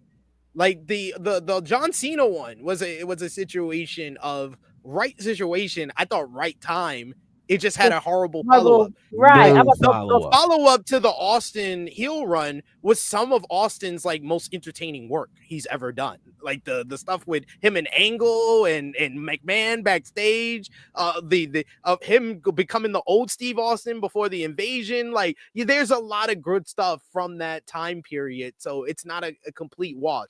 I don't think anybody's gonna look back fondly on the John Cena follow-up after the heel turn. It's the heel turn. It's just the heel turn.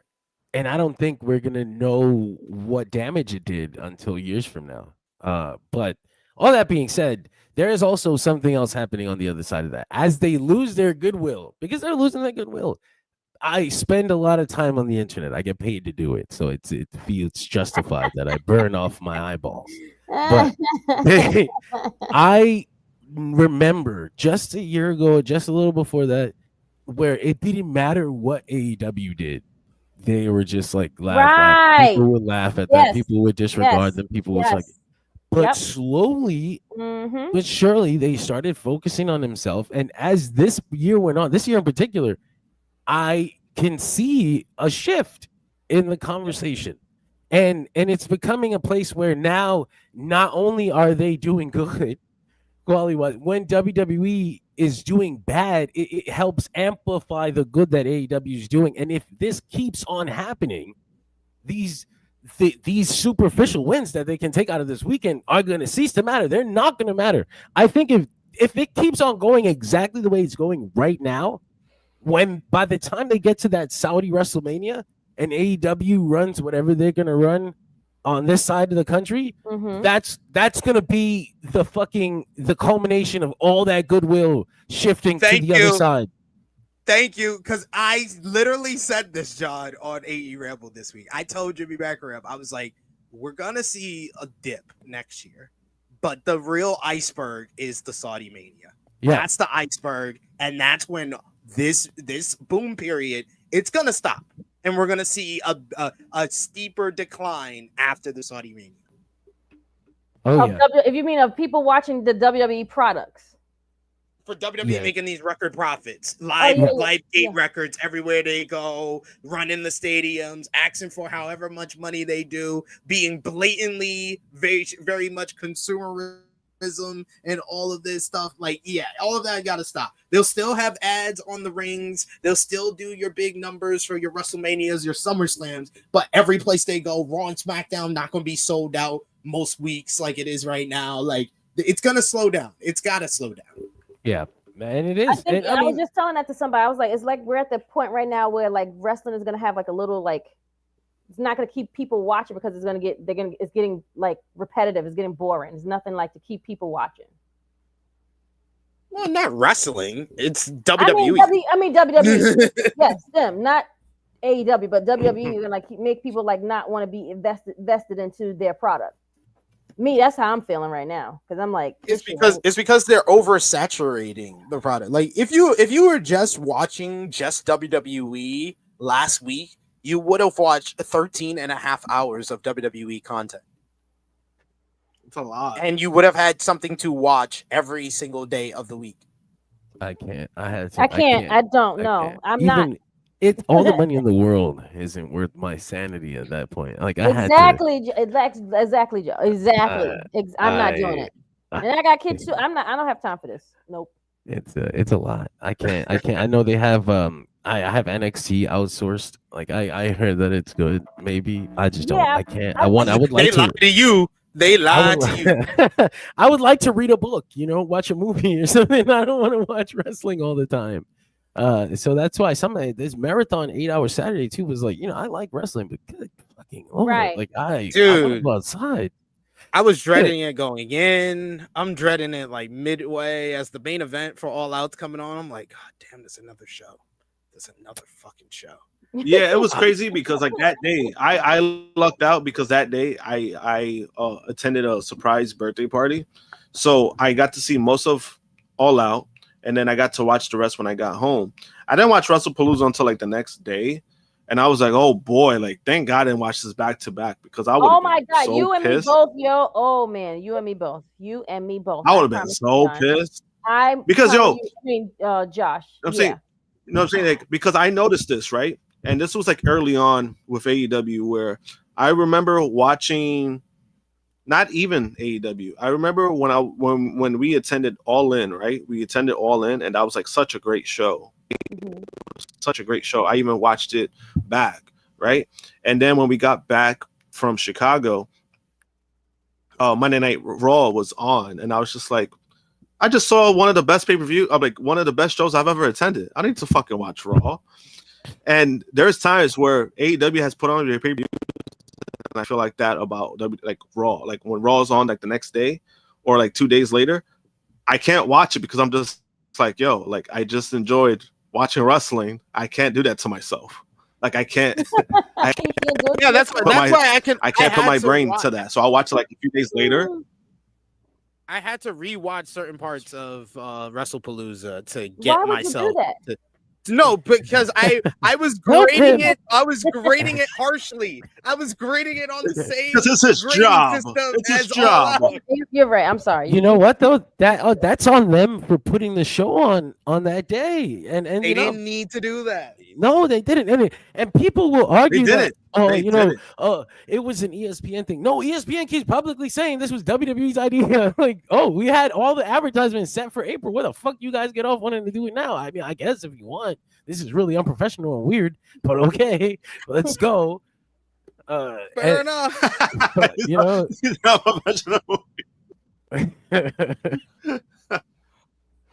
Anyway, at the end of the day, I think while WWE might have won with the Google Trends, I think the AEW is going to get much more. This weekend and wins like this weekend are going to mean much more to them in the long run. Just like that. Agreed. Michael Allen Lewis with a super chat donation. Thank you so much. He says, man, can't wait to get into this SmackDown. Jesus. Don't worry. We will shortly here. We just got to go over some news from Wrestlepalooza. As Josh brought up earlier, the partnership between WWE and ESPN began this past Saturday with Wrestlepalooza, which took place in Indianapolis. ESPN has since offered a recap of the show with our good friend Andreas Hale giving his grades for each match and the overall event. Overall, he gave Wrestlepalooza a C. His highest grade, a B+, went to Stephanie Vicaire versus IYO SKY. The grades went as follows. IYO SKY versus Stephanie Vicaire, B+. The Vision versus the Uso, C. CM Punk and AJ Lee versus Seth Rollins and Becky Lynch, C. Cody Rhodes versus Drew McIntyre, C. John Cena versus Brock Lesnar, C-.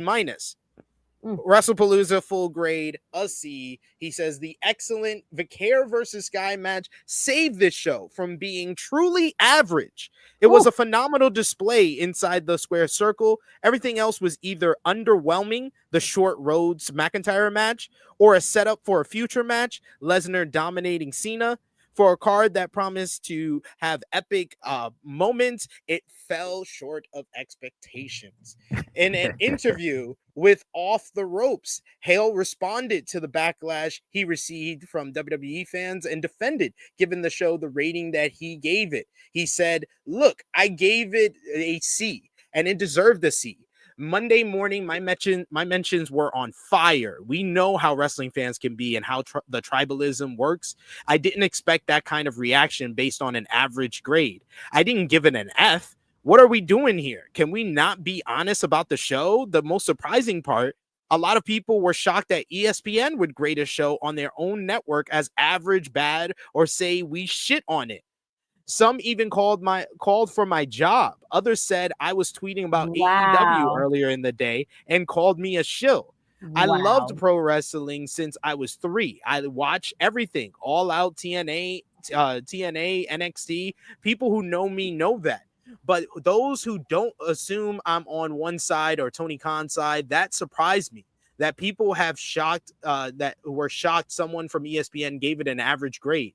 So the show's over, people have watched, and my rating means nothing now. They got their views, it changed nothing. The bigger issue is that we can't be honest about how a show really is, that my journalistic credibility is at risk. My grades mean something. I also grade UFC fights and boxing. If I gave everything an A, what would it mean? People have to stop thinking a C is horrible. It's not. I'll never watch Wrestlepalooza again. I don't care to. but it wasn't the worst thing ever. For something that promised epic moments, it just fell short. After WWE's debut in event on ESPN was given a C, this sparked the deluge of controversy throughout the wrestling space and social media. During Sportskeeda, Wrestling's Wrestle Votes Radio on Wrestle Binge, Joey Votes and TC discussed the viral incident along with the internal reaction in WWE to the C grade from ESPN for WrestlePalooza Indianapolis. Many people in WWE were surprised that ESPN openly rated the show a C, as it was viewed backstage as just another PLE, which is a C. Like, what the fuck is wrong with y'all? The WWE But why are we like really questioning this reporter? Like, I don't understand. Like, I like the fuck. Like, because it's WWE. He gave it a C. WWE wants record profits and wants critical acclaim, even if they're not giving critical acclaim. Yeah, and this is, and also they can't control the argument. That's the thing. There's certain things that they can control. They can't control this. In regards to what ESPN does, ESPN, they give grades for everything all the time. And it doesn't matter if it's a writer or whatever the case may be, they post it up all the time. So like, when it comes to this, I like the transparency, like, about it. Like, if something was good, it wasn't good, just say it wasn't good. It's like when sports goes on the off season all the time, they grade the moves, they grade trades all the time. Right. Some of them get like really bad grades. But it's like, they don't care about that stuff. Like, the teams don't care about that stuff. They care about improving their teams. Now with WWE, what they should do is that, all right, maybe this is a kick in the ass that we need to do better with our shows. So if we want a better grading, then let's put on a better show. Like, that's how you get out of that. Yeah. Like, if we want a better grade, just put a better show. We shouldn't be questioning why ESPN would give the show. They did do a whole conference call where they said they would still have some objectivity in their writing of WWE, and that proved it with the grade that they got, because they gave us a mid-ass show. They got a mid-ass rating. And that's what they deserved. Like, I'm confused on why you're upset about the C grade. You gave us, to be honest, is a D+, but that's just me. Yeah. And the only surprise at most that you got from that show was an announcement that we really didn't need. We did not. We did. And why? First of all, WrestleMania season is next year. We didn't even get to the Royal Rumble yet. We're not even close. We're not even close. Why are we doing this like now? Like, y'all had nothing else better to do? Obviously not. So my question from this whole story, and we'll start with you, John, and it's in the headline: has Triple H and WWE's goodwill finally run out? Unfortunately, there's always going to be a level of goodwill that they'll just never get rid of. They have an incredibly loyal fan base that I'm beginning to just feel bad for, because they hate you. They don't think of you as people, like they don't want to be anywhere near you. And then on top of that, they wring you dry of your savings, and they know you're low income, and they know you need this money, and they know that you'll do anything for them, and they know that you'll go to war for them. So they're always going to have some goodwill, at least enough to carry them, and probably through any dark times that they might come through. But with TKO now doubling down on profits, I really feel bad for their fan base, because I promise you, I'll never go to a WrestleMania again. I've been to like 5 of them or 3 of them. I don't even know anymore. And I wanted to go to this one in Las Vegas. I thought about it. I was like, I'm in California. It's not very far. I'll go check it out. But was it like $1,000 almost just to get in the door? Yes. Fuck off. Especially at this quality. Just to get in the door, yes. At this quality, I don't have no interest in being there. Get the fuck out of here. And I think people say tribalism sucks. I think you should probably tribalism is human. I don't think you can fight. You can't really fight it. It's a thing that is ingrained in us as babies. We just are. We pick people. We hang out with people that have the same interest as us just because. I think sometimes it makes it fun. But the problem is when you mix tribalism with like stupidity. Like if Ignorance. you're just dumb, if you're ignorant, if you're dumb, and that's unfortunate because a lot of wrestling fans are, and it sucks to say that because like I know thankfully I'm in with a group of people that aren't, but that's thanks to that tribalism I was able to make good choices. But a lot of wrestling fans, they group up into stupid groups, and that's how you get the fandom that we have today. Yeah, Adrian Carpenter saying, I don't feel bad for her. I blame them. Their refusal to hold WWE accountable is why they don't care about the quality. Yep. And then we got Dion Jenkins who says Triple H Goodwill has ran out with me after Mania 40. I remember hating Money in the Bank 2024, and I was surprised y'all weren't as hard on it as me when y'all reviewed it. Yeah, I actually liked Money in the Bank 2024. I feel like the season finale of the Triple H Goodwill or Triple H caring about the product, he had a little bit of care left after Mania 40, but Survivor Series 2024 and the series finale of the Bloodline, that was it. That was it. That was it. Same That was all he had left. He was able to get them there, but he hasn't known what to do since then. Yeah. And even with that, there were some like questionable calls even before that, but because of how good War Games was, he kind of got a pass, but then after that, we kind of started to see we started to see it where, everything was cooled off. And then, they were waiting for the Netflix stuff. And then we get the Netflix, and then it's kind of like just been the same, And I think that's the trend that we've been seeing, where it's like, all right, they're going to hype something up. They're hyping this up. They're doing this and that. And then we kind of just gotten what we've gotten to that point. So I do agree. I think it's like probably Survivor Series. Like that was probably the peak for me. Krssi has Triple H. Oh, I'm sorry, John. Go ahead. No, I was gonna say the peak. Honestly, the peak. If we're gonna talk about the peak, I don't think it gets much better than that. WrestleMania. Yeah, it's Mania 41. Yeah, it's like that's Mania 40. Yeah. I'm not sure they'll ever hit that height again. No. But they were able to ride out that peak. Like they dropped a little bit after Mania, but they were like here. Like the Mania was here, but they were here for a while in 2024. And then Survivor Series it happened, and then they went down even further this year. Krssi, has the Goodwill ran out for Triple H and WWE? It ran out last year. If we're gonna be honest, I think, after what 40 was what last year, yeah, it was after 40, it was. It's been slowly going like this. Stories are very mid. Everything is copy, repeat, paste. Go here, do this, yeet. Yeah, no. Yeah. And that's what I said. What Goku says here. He says WrestleMania 40 was the peak. Also, SummerSlam 2024 was damn good. That's what I said. They were still able to ride out. They were still able to ride out despite taking a dip after 40 because that was the peak. They were still at a high level so they could ride things out for the rest of 2024. We felt another dip at the start of 2025 with what we got with the Netflix premiere, and then it hasn't got any better. Yes. It's probably went down from there. It went after Netflix is over. Yep, January. Yeah.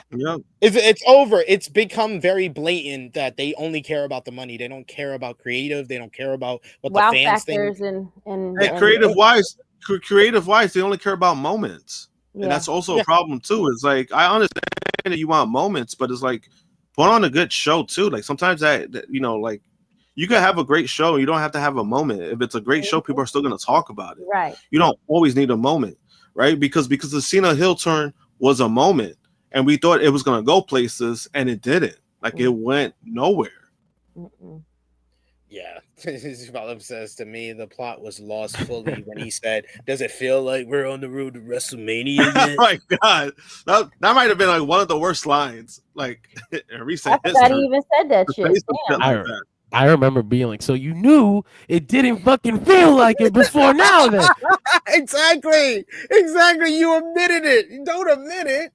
We also got a super chat donation from our good brother Vala, who says it's baffling reading that WrestleVotes report that people inside WWE were shocked at Andreas Hale's grade. How is management divorced from reality?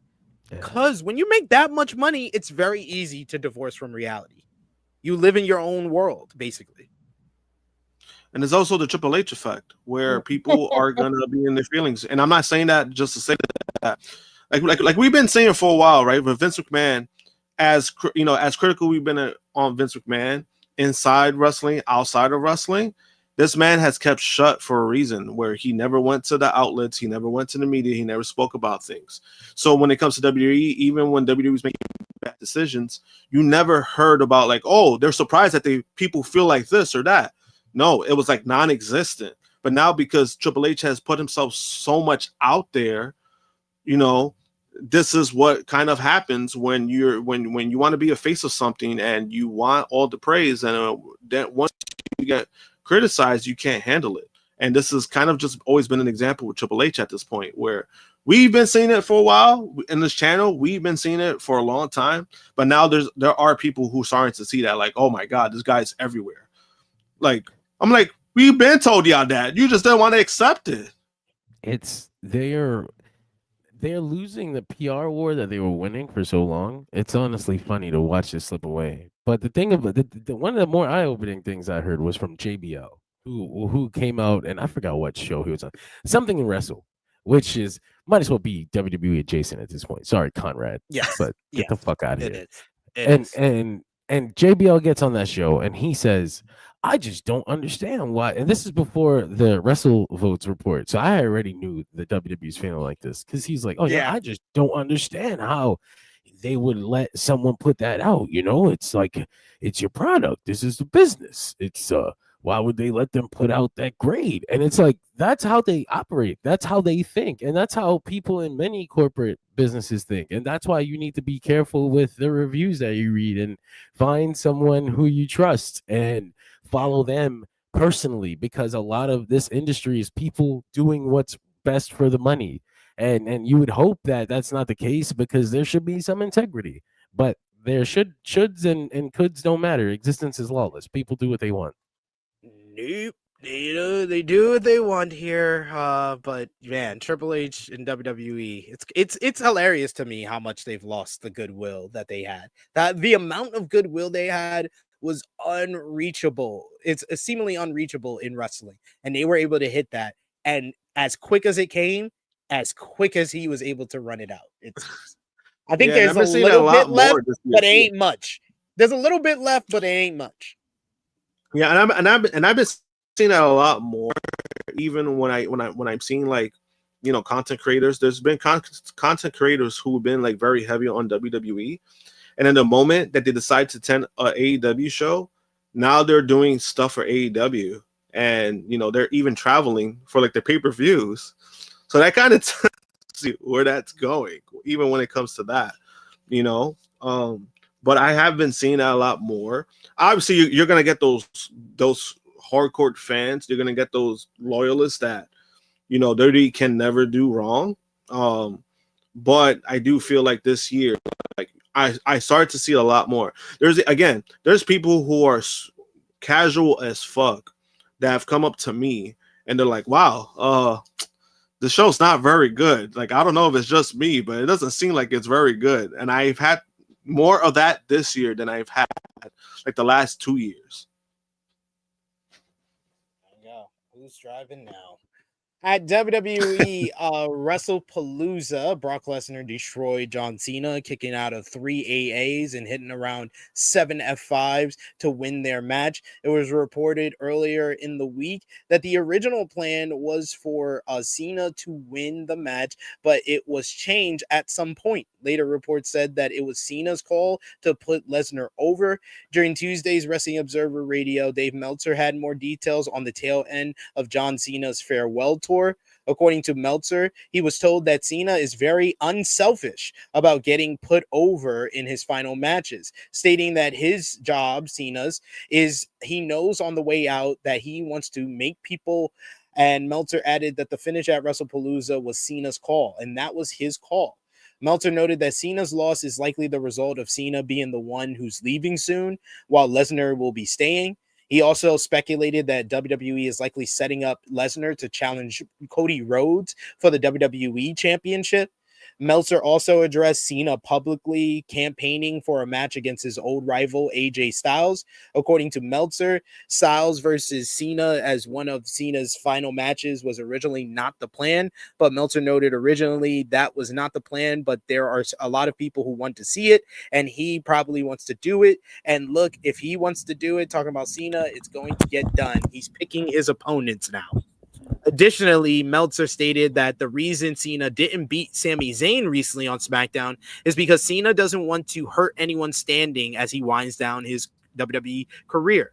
Cena has 5 more dates left in his WWE run with WWE Crown Jewel Perth, Survivor Series, Saturday Night's Main Event in December, Saturday Night's Main Event in November, as well, and the December Saturday Night's Main Event will mark Cena's final match.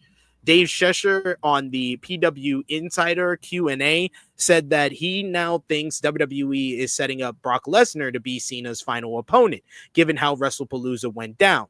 He compared the setup to Rocky 3 and Cena being like Rocky and Brock being like Clubber Lang, with Cena coming back to get one final crack. However, Brian Alvarez reported on Tuesday's edition of Wrestling Observer Live that that is not the case. Alvarez noted that he had the same thought that Lesnar could be Cena's final opponent, as Cena could return violently to slay the beast. However, Alvarez stated that he was told that the match between Cena and Lesnar is the end of the feud, and no rematches between the two are being planned. Alvarez said on WWE not planning a rematch between John Cena and Brock Lesnar.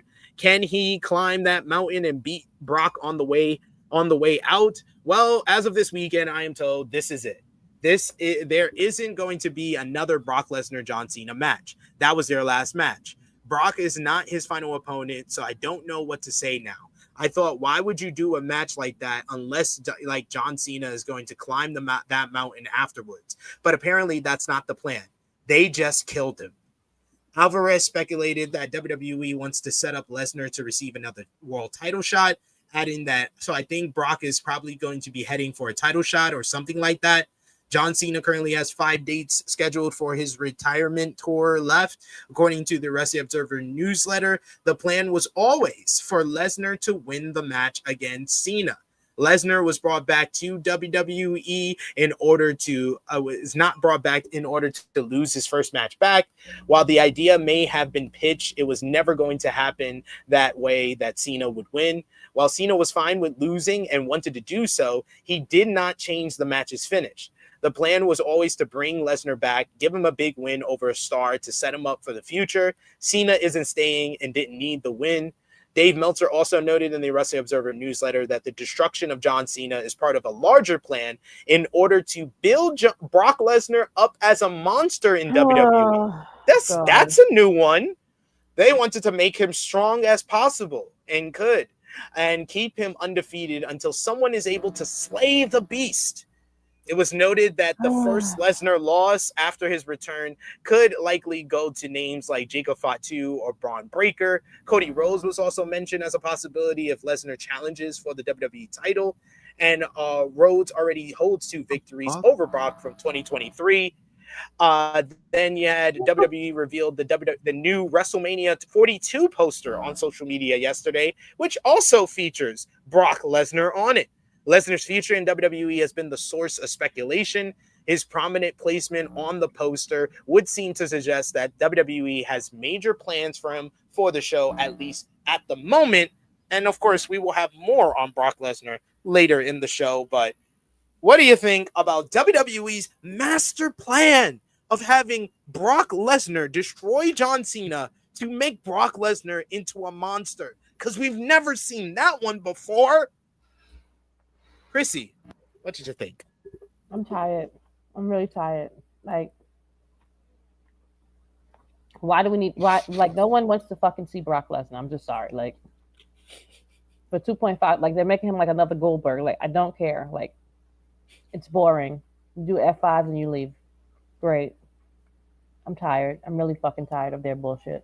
I'm really tired.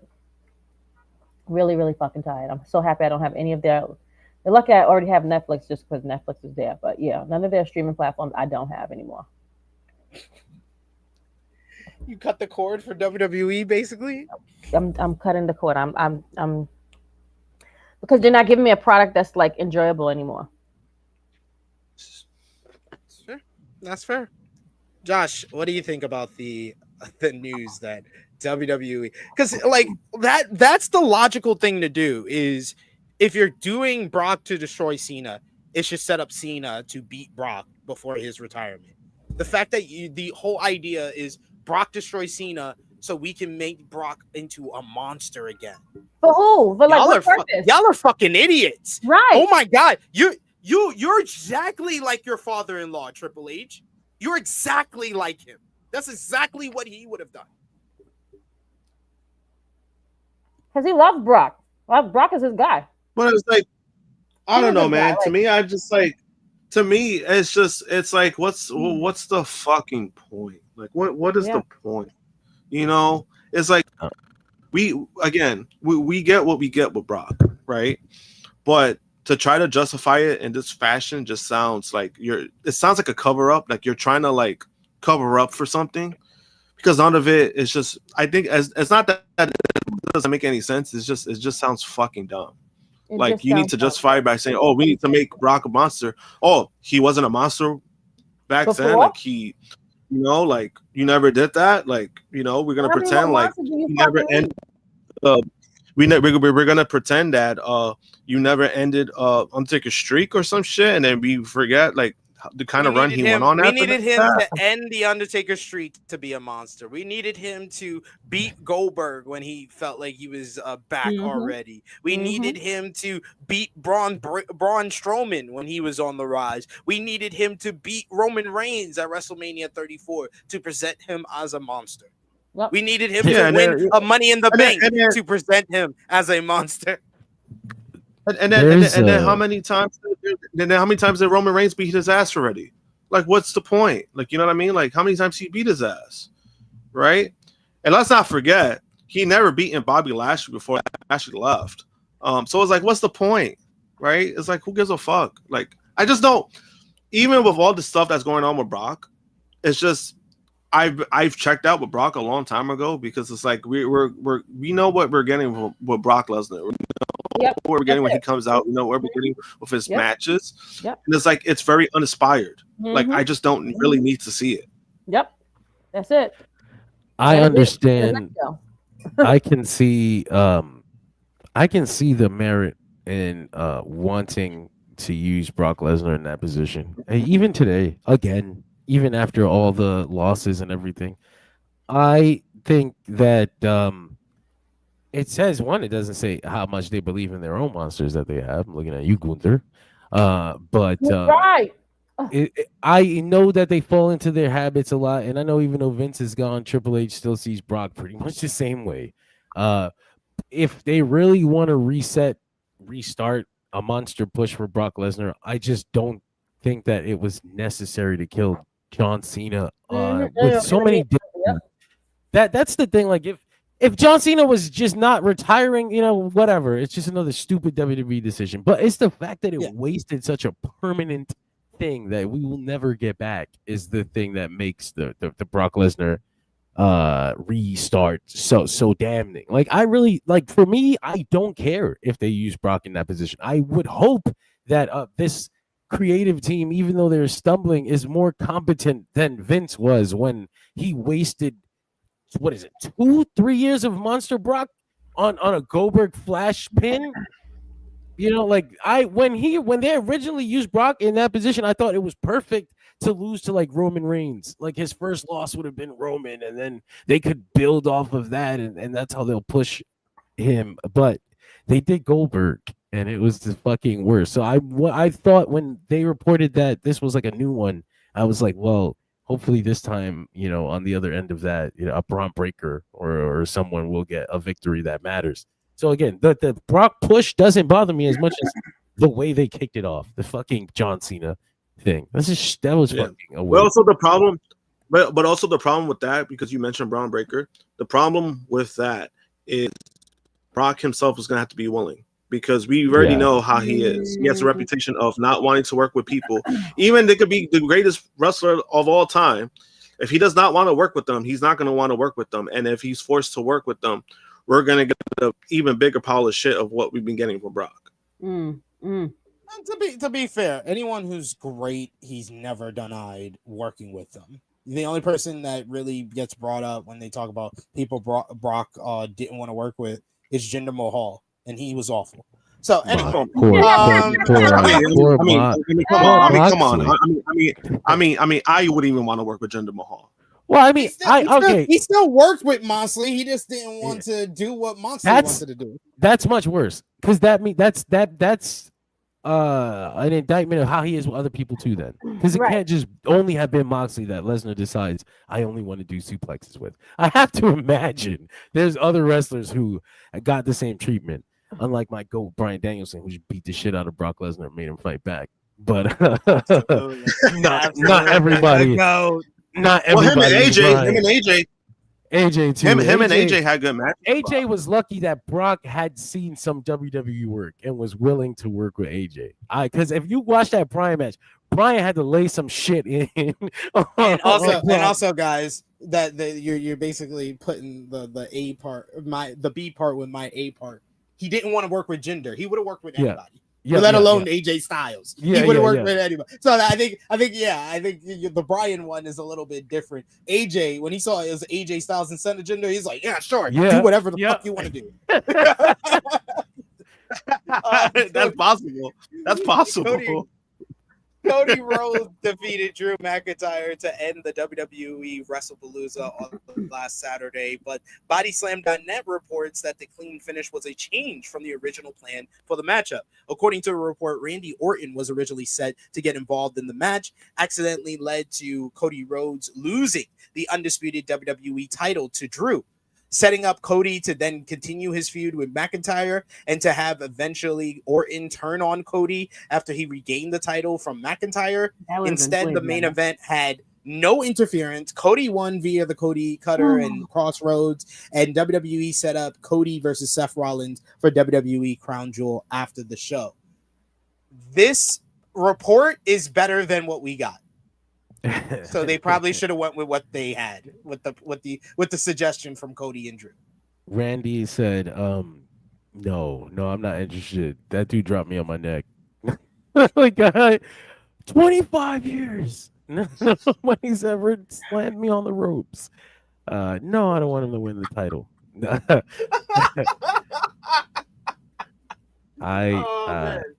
It sucks that they went with such a stupid ending at the pay-per-view though. Like, the ref cost Drew McIntyre the title. Like, he was going for a legal move and cost him the match.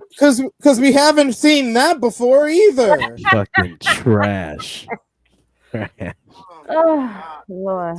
All Wrestlepalooza was shit we've been seeing for the past decade, and they just rehashed it and put it on a show. Well, one thing that was good was Stephanie Vicaire and IYO SKY. Stephanie Vicaire nearly got pulled from her matchup at Wrestlepalooza due to the illness she had. Vicaire didn't work WWE Raw on September 8th, despite being advertised to have a contract signing with IYO SKY. This set off some speculation as to why she missed the show, particularly after Vicaire confirmed that she was not injured. She said, I let everybody in on a... this was Triple H during the post show. He basically was asked about Stephanie's status, and he says, I'll let everybody know about the behind the scenes secret with Stephanie. In the last few weeks, Stephanie has been very sick. I don't know all the details of what the flu type of thing going on, but she was very sick, and it's why she missed TV and why there was an odd build to it. She was able to feel well enough and get cleared medically to compete tonight, said Triple H. During the WWE Wrestlepalooza post-show, he talked about that, and Vicaire then confirmed the news in an interview where she said, what happened was, unfortunately, I had not been feeling very well, and the past 2 weeks. I was sick, so I did not feel good physically. And on Sunday, the medical team told me not to participate on Raw on Monday. They spoke with executives and I was removed from Raw. They also told me that if I could not make it to Raw, I would no longer be part of WrestlePalooza, which I completely understood, but I still felt healthy enough to wrestle. So I did everything possible. On Monday morning, I went to the doctor, and by noon, I was cleared to compete. Around 12 p.m. and 2 p.m., I was already on the airport to the Raw, and everything was very last minute, and they even preparing to announce that I was not cleared for WrestlePalooza on Saturday. Recovering from illness, he said, they run every kind of test on me, and thankfully I am cleared to compete. Maybe I'm not in the absolute best condition after being sick for almost 3 weeks, but I have the clearance to compete. Everything happens for a reason, and everything worked out perfectly so I could compete for the title at WrestlePalooza. But it was very difficult to recover my body in 5 days. Sometimes you don't always wrestle with your body, but with your heart, and I have that very present. So, good on Stephanie Vaquero. You could tell the win meant a lot to her. But I'm pretty sure Triple H revealing that she was sick is against some HEPA violation. Relations. You're not supposed to do that as the boss. That's just me. Maybe it's just me. But we're gonna finish up with WWE from this past week. But before we do that, we gotta thank our main man John Escudero for joining us today to talk about some All Out and WrestlePalooza. We always invite him back for AEW pay-per-view post flagship podcast. So of course we're extending the invite again. Come back after Wrestle Dream. But John, let everybody know where they can follow you on social media. And of course, thank you for joining us. Thank you for having me. I'll definitely be here after Wrestle Dream, the Inoki show, if it's still that. Definitely follow me on Dirt Sheet Radio everywhere. Just, Dirt Sheet Radio, Facebook, Instagram, Twitter, TikTok. I've figured out how to make that work without extra work. It turns out you can post pictures on there, and people like that too. I didn't realize that. So check that out. And you can follow my personals if you want. John Escudero. People get really mad at me on there for enjoying AEW instead of WWE. It's really funny. So check that out. But yeah, man, I'll be here next month. So have fun. And until then, go listen to me on Dirt Sheet Radio. I'll be there every week talking shit. A little bit more unhinged because I don't have to worry about getting Sid in trouble. You don't have to worry about getting me in trouble anyway. I get myself in trouble. Fair enough. Thank you for having me, guys. Enjoy the rest of your day. Have fun with the rest of the news. Yes, thank you, John. As always, we will see you next month, brother. Thank you. We got in the chat a bunch of people talking about La Primera. TN Couponer, excuse me, saying EO versus La Primera saved the show. I agree. And yes, Pablo mentions, oh yes, famous HIPAA complier TKO. You're right there. You're right. Let's talk about SmackDown last night. The show featured Tiffany, Stratton picking up a win over Nia Jax and Jade Cargill in a three-way main event to retain the WWE Women's Championship. Post-match, the WWE Women's World Champion Stephanie Vaquero came out to confront and stare down with Stratton ahead of their match at Crown Jewel. Sami Zayn defeated Javon Evans in a banger of an open challenge match to retain the United States Championship. You also had the Street Profits beat Mello Don't Miz after Carmelo Hayes decided not to help the Miz when he was pinned. Julia and Kiana James picked up a win over Michin and B-Fab. Drew McIntyre came out to call out the referee for screwing him over at WrestlePalooza until Jacob Fatu made his return to interrupt, went face-to-face with McIntyre, told him to stop being a bitch and complaining until he delivered the Glasgow kiss to Fatu. Fatu ended up laying McIntyre out with the double jump moonsault and a super kick as well. The show kicked off, though, with Paul Heyman coming out to talk about Seth Rollins and the Vision, as well as Brock Lesnar, where he said a very uncomfortable line about the theories and controversies surrounding Brock Lesnar, which pissed off a lot of people on social media. Until Cody Rhodes interrupted, they teased Cody defending the WWE title against Lesnar. until the Visions, Braun Breaker, and Bronson Reed came out to interrupt.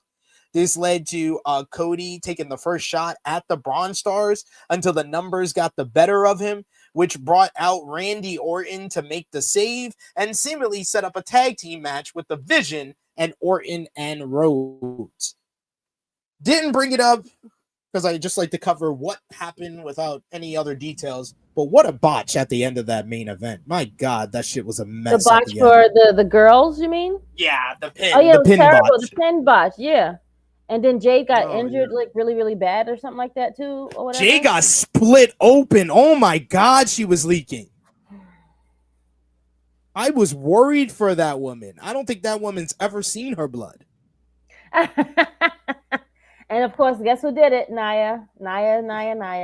She threw her You into said- the you steel said- steps, and I guess Jade stopped the steel steps with her face. Right, you should. And I don't even know where the cut was. Oh God, poor thing. I hope she's all right. But Hopefully she's all right. Doesn't have but a like concussion. the ref didn't want to call out or like I mean, no fault on like Aisha, but like Nia's like yelling at the ref in the midst of the match. I was like, girl, like what are we doing right now? I was like, oh, this is a clusterfuck. Oh, this is falling apart. Definitely this is a falling cold apart bad. Imagine that shit would have been on Saturday. Oh my God. Oof. Wasn't a good episode of SmackDown, I didn't think. Because I thought like the opening segment with Cody and the Braun Stars, I thought it was setting up the main event of the show. And then that was the only thing we saw from them the whole night. I was like, where'd they go? But here you are. Here we are. And that was SmackDown. Great job, USA. You know, I'm sure USA can't wait to get rid of their asses. Watching stuff said Jade had a really bad cup. Hope she's okay. Yeah, definitely hope she's going to be okay. And I agree with Dion. The state of the SmackDown Women's Division is dire. It is in desperation. It is dead. Yeah, they need Bianca back. They teased Zaruka coming to. Yeah, they also teased Zaruka going after the tag team titles. So put them on SmackDown as well. Soulruka? Oh, okay, I guess. Zaruka. Zarya and Soulruka. Yeah, I know. Yeah, they are. Okay, hold on.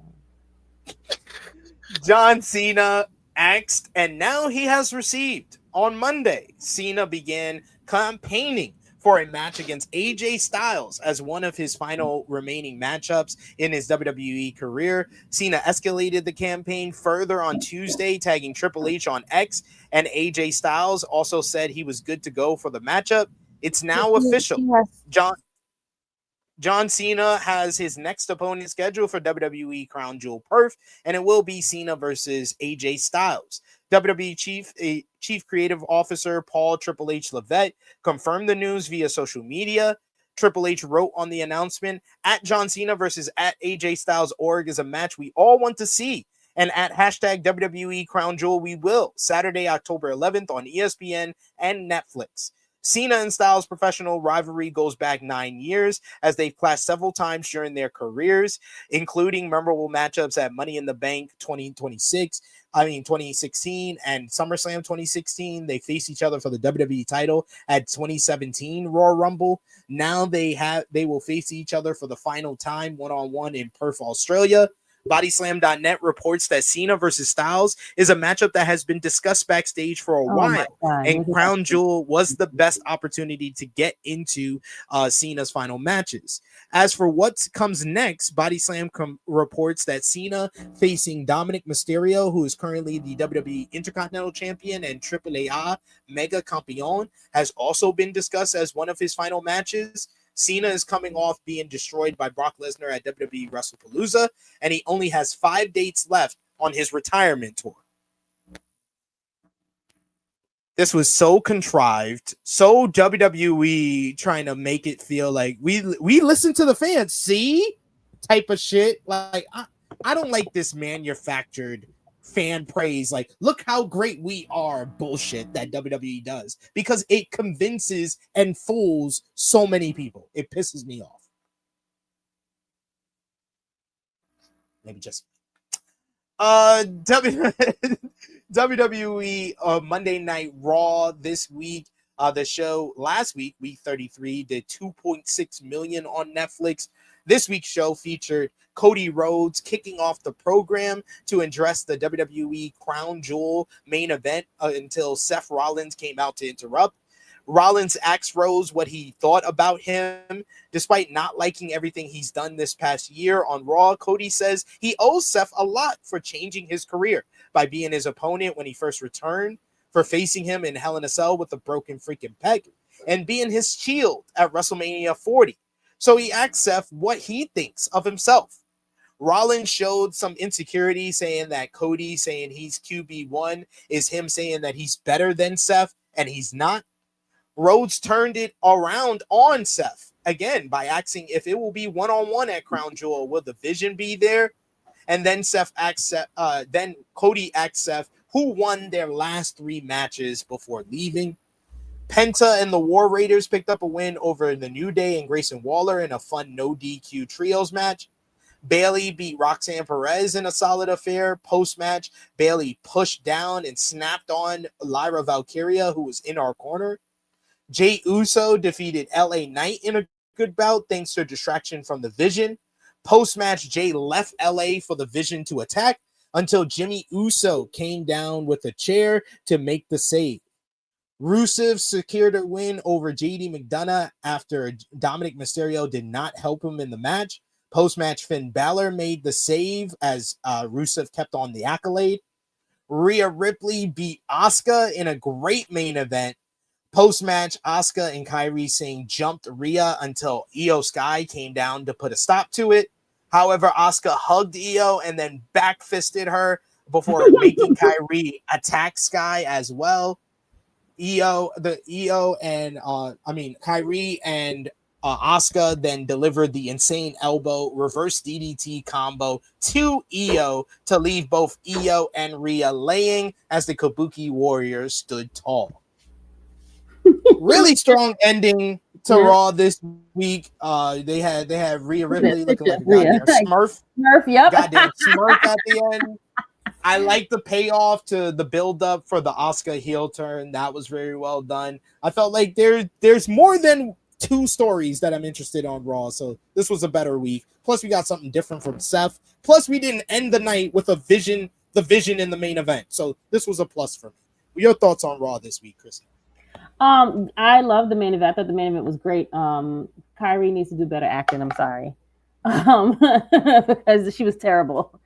Asuka did great. Kairi, we got to work on you, sis. But other than that, the opening was cool.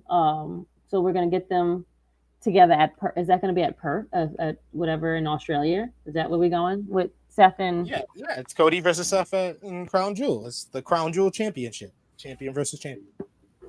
Oh, we're doing that thing again? Oh my god. They're doing it every year at Crown Jewel now. Oh yeah, well, I'm guessing Cody lost because he won the first one, so he's definitely not winning. Yay. Who knows with Cody? They love shoving Cody down our throat now. They do. They pause, but yes, they do. Josh, any thoughts on Raw this week? Raw was pretty solid. I did like that they did change up the main event scene, at least for this week. You know, I did like the closing angle for that as well. I mean, besides that, I mean, it was a solid episode of Raw. I can't really complain too much about it. You know, the Cody and stuff was cool. But you know, I don't know, like that whole thing about like him referring himself to QB1 because of fucking Michael Cole. It's just like, oh my god, like stop. Can we stop doing that? Like, can we stop making that a thing? Like, that's your boy. That's your boy. Tell him to stop. No, I'm saying that's what I'm saying. But we also got to tell him that too. Like, not only me, but everybody else. Like, we got to tell him, like, stop doing that shit. Like, you guys are not. You're not a football team. Like, let's they think they are though. You know, they do think that they are. Though. It's not the first time they do. Yeah, I mean, like, yeah, they think they do, but it's like it's pretty annoying every time they mention it, or like ever since that moment that when Michael Cole yelled it out, I was just like, oh my God, like, please don't make this a thing. Don't make this a thing. And they made it a thing. And it's annoying me. No, Jey Uso share-shotted himself at WrestlePalooza, in case you were wondering. The ricochet of it. It was the ricochet of it. Yeah, we got a super chat donation here from our boy Chuck Berries. Thank you so much, Chuck Berries, for the support. He says, I spent over $90 of my hard-earned money to watch and cover both shows. The $52 I spent on AEW was worth it, but the $35 for WWE on ESPN was a waste. That's my opinion. Oh, he also I'm has. so sorry, friend, that you actually went and spent your money on trash ass Palooza, and then Don't worry, Chuck Berries. We got you next time. We got you. Right, I'm about to say, somebody got to get my man a login real quick, son, because you shouldn't be paying none of that for no trash ass Palooza. Chuck says another super chat. Thank you so much. He says the tribalism is real as it gets. It seems that there is no room for being neutral amongst today's society, and that is truly sad. I just think that tribalism it gets the label of tribalism. I agree with John that tribalism can be fun a lot of times, but I feel like wrestling fans take the littlest amount of criticism and then try to put tribalism as a tag on it when it's someone that probably does watch and does usually enjoy both shows, but they're being critical of one over the other. They automatically are considered a tribalist. So. Yeah, and then also I think when it comes to that, I think there's just some people who are very toxic when it comes to that. With us, well, when it comes to us, like reviewing shows or whatever the case may be, we're always going to be as honest as we could be. If there was one show that's better, we're going to say that it was better. But when you take your tribalism to the extent of wanting like a company to die or to go out of business, that's where it becomes a bit much for me. And I think like that's why these days is more toxic. Tribalism is more toxic in that aspect. But, Jonathan did make a good point where, he did like it could be fun. It's just a lot of these days is not fun to deal with. We got some news to discuss as AJ Styles is retiring. AJ Styles has confirmed that he plans to retire within the next year, per an interview with Tokyo Sports. As far as post-retirement moves goes, Styles envisions himself working for WWE potentially as a trainer for developing wrestlers. He said, I haven't decided yet, but I think it would probably work for WWE. He said in an interview with Shaquille McJur of CBS News, he says it might be good to train young wrestlers to be worthy of being on the main roster. The 48-year-old Styles is a legend in the pro wrestling business who made a major impact in the nearly 3 decades of his pro wrestling career. He was a superstar for TNA for 12 years, and his accolades included the NWA World Heavyweight Championship 3 times, the TNA World Heavyweight Championship twice, the X Division Championship 6 times, including being the first ever champion. He was also the first ever Triple Crown champion and first ever Grand Slam champion for the promotion. He also wrestled for Ring of Honor and New Japan Pro Wrestling in 2014 through 2016 before making his way to WWE in 2016. Styles has been a superstar there as well, earning the WWE Championship twice, the United States Championship 3 times, among other accolades. He also wrestled The Undertaker in his final matchup at WrestleMania 36 in 2020. Unfortunately, Styles' time in the ring will be over soon, but one can surmise he'll be inducted into the WWE Hall of Fame someday for his tremendous career. What do you think about AJ Styles planning to retire? And if it is going to be the end of his career, who should WWE choose to be his final opponent? Josh. Ooh. I'll see it. I'll believe it when I see it because Styles has multiple times have stated, "Oh, this is gonna be my last contract. Oh, I'm gonna retire now." This is like the 4th time he's mentioned it. So really, he says the last contract stuff, but he hasn't said he's gonna retire until now. I mean, he's specifically said he planned on retiring before he turns 50.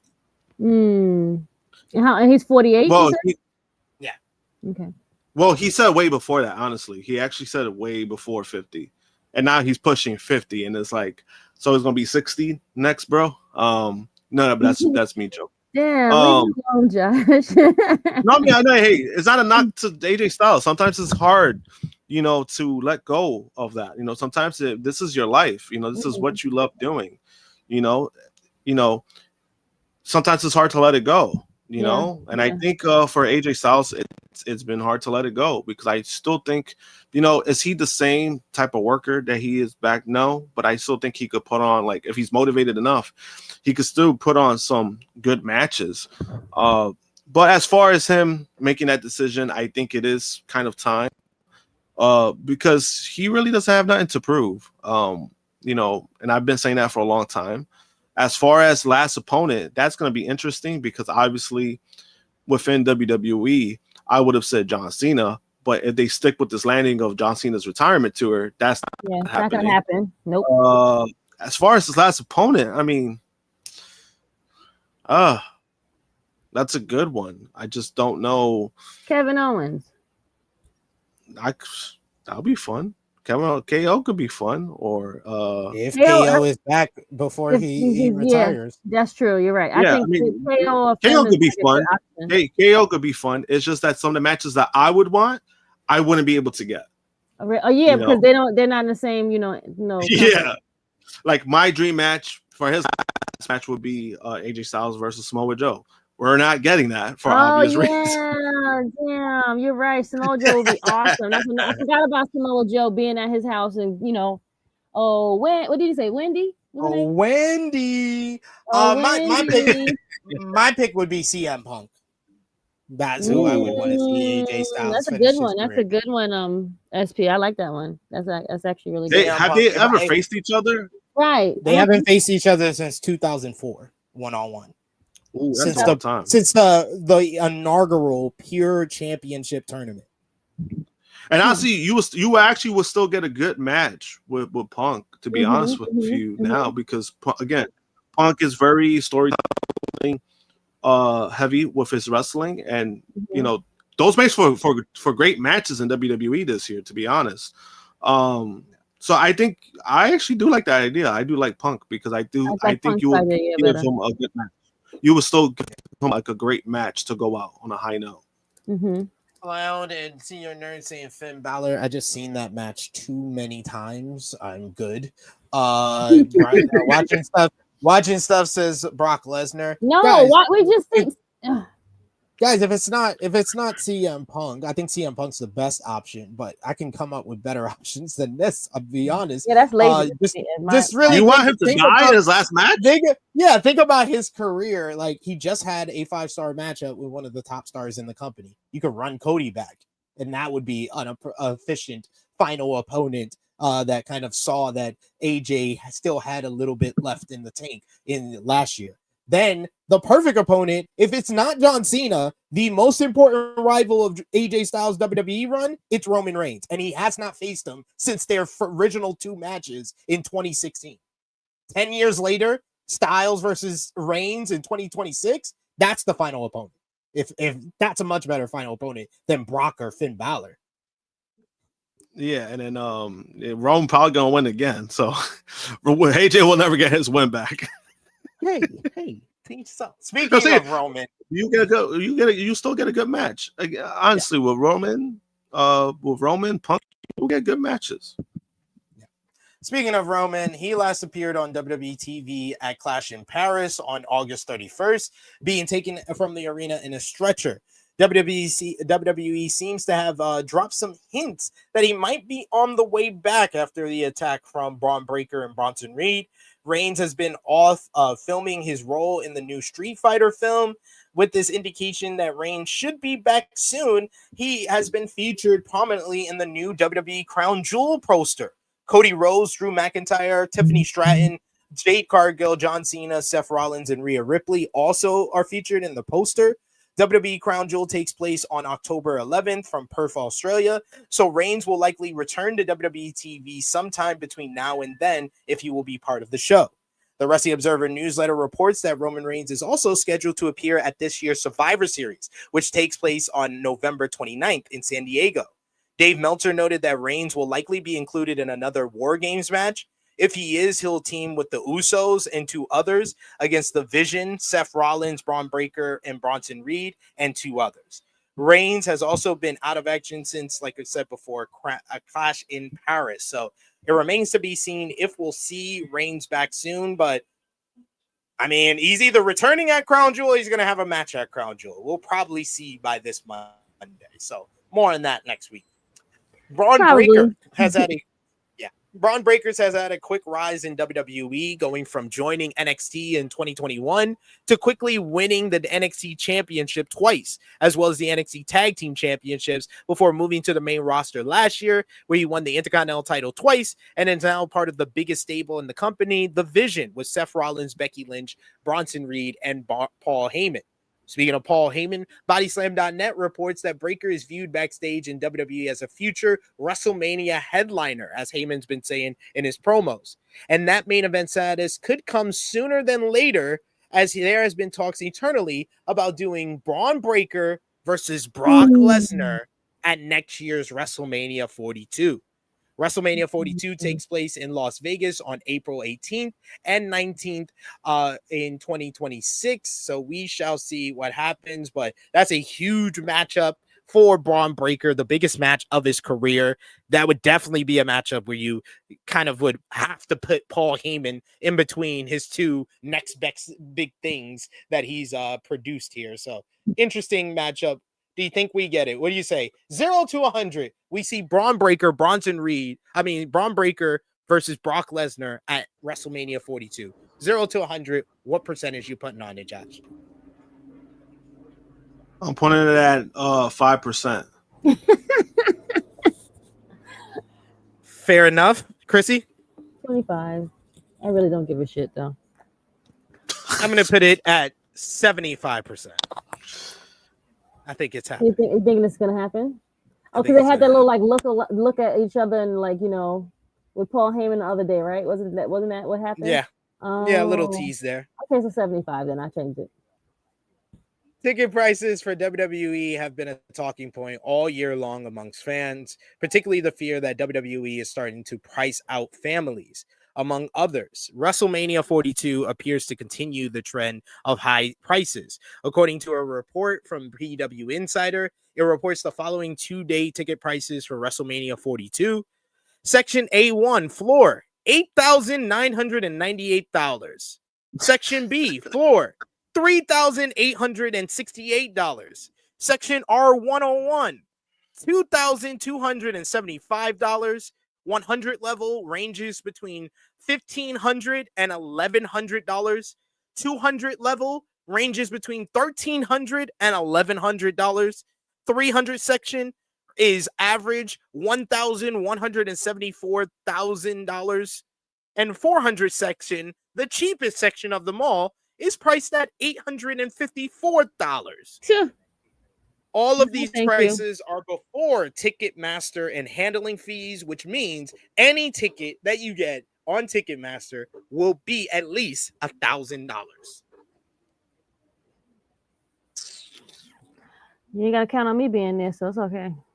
You can do whatever the fuck you want with your prices. I know I won't be there. I am not fucking with y'all. I'm not fucking with y'all. WWE NXT this week, they did 617,000 viewers. The show featured Oba Femi versus Trick Williams in an NXT champion versus TNA world champion winner takes all match that saw numerous stars from the TNA roster show up in the crowd, including Mike Santana, who joined commentary. This led to Trick Williams slapping Santana, which sparked a full-scale brawl between TNA and NXT's locker rooms, where Ricky Saints and Oba Femi staring down, holding the NXT championship. Lainey Reed picked up a win over Candice LeRae to advance to face Sol Ruca for the WWE Speed Championship at No Mercy. Jordan Grace beat Ariana Grace. Post-match, Blake Monroe came out with some weapons to brawl with Jordan until referees separated the two. This led to Stevie Turner and Robert Stone coming out to announce Grace versus Monroe in a weaponized steel cage at No Mercy. Ethan Page started talking shit to ELDL Dr. Wagner Jr., who was in the crowd, and challenged him to an impromptu matchup, where Wagner Jr. made him tap out in seconds with the ankle lock, only to reveal it was Tavion Heights all along who made his opponent at No Mercy tap out. Dark State picked up a win over Joe Hendry and Chase U in trios action. JC Jane and Lola Vice got into a promo exchange ahead of their NXT Women's Championship match at No Mercy, with Lola getting the last laugh, delivering a spinning back fist to the champion. Mm. You didn't like the TNA Invasion, Josh? How dare you? How dare you not like the TNA Invasion? It was everything that the fans wanted and desired. You sure? You sure about that? I'm sure. I speak the truth. I'm said not sarcastic. I'm not sarcastic in the last. I mean, you said that sure very low. I'll tell you that much. Sure. Yeah. I'm being serious. So serious. So sincere. We have some news in regards to NXT this week, as we had a big release departure from the NXT roster this week. Jazmyn Nyx has been dropped by Fatal Influence after the attack on NXT on Tuesday. JC Jane said it was time to drop the dead weight and only the strong survive, referring to Nyx. PW Insider reports that the reason for the angle is that Nyx is set to leave WWE as her contract is almost up with no renewal plans. The backstage angle on NXT on Tuesday was designed to write her off TV. Jazmyn Nyx has now released a video on TikTok addressing her exit. Nyx indicated that she was offered a new 3-year deal with WWE that she turned down because it just wasn't going to cut it for her financially. Nyx said there's been things circulating that I want to just set the record straight, that I'm not re-signing with WWE. This was a personal decision that I make for myself and for my future. Personally, the contract that they were offering me for the next 3 years just wasn't going to cut it for me financially, and that's okay. I kind of just wanted to give my backstory for everything. I was playing professional soccer in Iceland, and then I got recruited, obviously, to WWE, which I left everything out there to come here for this opportunity, which I'm very, very grateful for. I was kind of held back a little bit in the beginning. I had 4 knee surgeries, so I had to recover and rebuild my knees in order to step in the ring. And some of you know I broke my nose. That's why I was wearing the mask. I had other injuries, concussions that kind of held me out of television for a little bit. I will say there's been a lot of opportunities that I've had to turn down and pass up. But now that I'm out of the job, I can kind of explore these opportunities more and take them more seriously. Nyx also thanked her fans for their love and support. Additionally, Fightful Select reports that Nyx's current WWE deal will be up in October.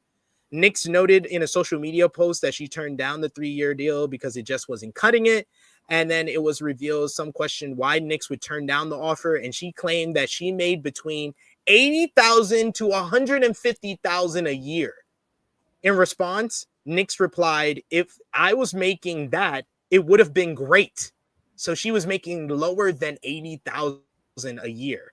That's crazy. Fightful Select has Fightful Select has more details on her departure from NXT staffers and agents and talents. As noted earlier, when a fan questioned her, she said that would have been great to make $80,000. Fightful says that WWE sources confirmed that while they wanted to retain Nyx, they were unwilling to move from their new contract offer to the wrestler. Additionally, multiple sources claim that Nyx's NXT contract was about $75,000 a year, which is said to be the same amount that she was offered her new multi-year contract that she rejected. Fightful notes that the outlet was not told if Nyx's contract would have escalated over time. NXT talents can make significantly less money than when they were recruited or first brought into the WWE developmental system.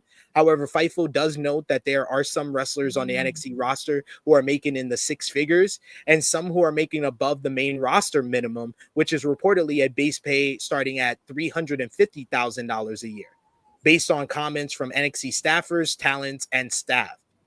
One WWE NXT talent who spoke to Fightful indicated that Jazmyn Nyx was likely making less than $60,000 a year from her. I would have left too. Shit, fuck y'all. After taxes, and she still incurred expenses for items such as wrestling gear. Dude, WWE got to get WWE and TKO got to get their life right. Like y'all a $1 billion company. Yeah. Y'all should not have anybody be making less than $60,000 a year. What the fuck? Honestly, this was expected because this is kind of the route they go with UFC. They really underpay their fighters. So this is kind of the route that I already expected them to go, even when they were merging. This is something I already expected because they're trying to get as less value to sign talent. I mean, it's very unfortunate, honestly. Good for her. I respect her for walking away from it.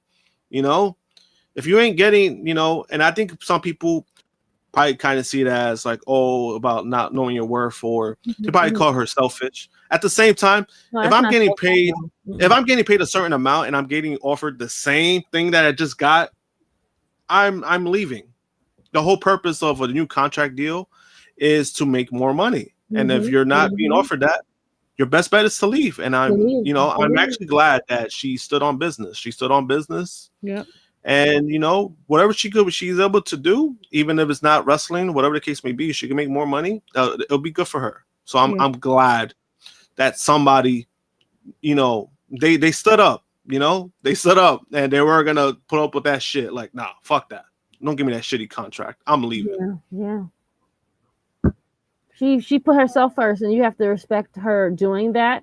And I think any sane person would do that. I mean, yes, this is a good job, but like at the end of the day, like I can't make ends meet. Like she's probably working like check to check. You know what I'm saying? Like and she's a wrestler, and it's not even like including like what travel. I'm sure, correct? No, that's expenses. That's part of your expenses. See, nah. Yeah, you gotta go. It's true. Yeah, like nah. You gotta go. Yeah. And that's kind of crazy that now like their thing is lower now, because I think when NXT, wrestlers when they were starting was like 90,000. So the fact that it's even lower now, I think that's part of the reason why they kind of try to take advantage of these L deals, is because they're trying to get these kids who are not really wrestlers, they're athletes, to get them into fast contracts. I think that's kind of I don't know, that's kind of slimy in my opinion. Yep. And I agree with Adrian here. He says that's one of the reasons WWE resents AEW. Tony Khan is willing to pay fair market value, and WWE wants to keep wrestlers' wages as low as possible. Yes. Because it's about expenses. That's what they're most worried about. It's the bottom line. Crazy. Well, I guess we'll have more on Jazmyn Nyx in the weeks to come, if anything has an update in the weeks to come. She was a soccer player? Yeah. She was probably making way more money than that shit. Way more money. Especially overseas. Right. Sure. They will give her the money. WWE ID Women's Championship has been vacated following the announcement of Kylie Rae's pregnancy. On Sunday, Rae announced that she was expecting her second child. The WWE ID Twitter account then announced on Monday that the title will be vacated due to this matter, writing that the WWE Women's Championship, WWE ID Women's Championship has been vacated. WWE ID is proud that Kylie Rae will go in the record books as the first ever champion and sends congratulations on the addition to her family. Thank you, Kylie. Rae won the title and became the inaugural champion at the GCW WWE ID Showcase on August 1st during SummerSlam weekend. Then, final note on NXT is, of course, the TNA Invasion. As noted, an all-out brawl broke out to end NXT this week, with TNA stars coming to fight with NXT. Fightful Select had an update on new details regarding the huge storyline. According to Fightful's report, the TNA Invasion of NXT is said to be a long-term program involving both companies.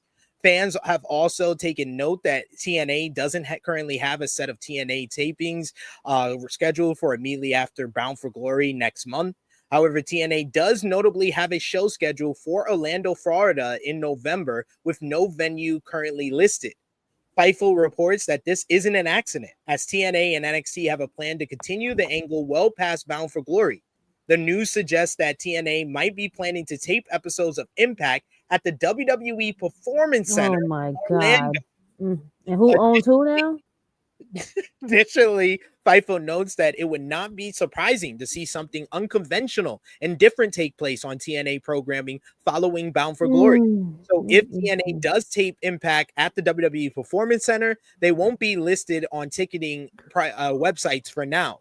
WWE is also reportedly planning to have an accelerated NXT presence on WWE main roster programming. Tuesday night's NXT featured many familiar faces who have not previously appeared as part of the TNA NXT recent partnership. FIFO reports that there were some talents that WWE preferred not to feature. It also said that reigning TNA World Tag Team Champions, the Hardys, have been pitched to be part of the angle.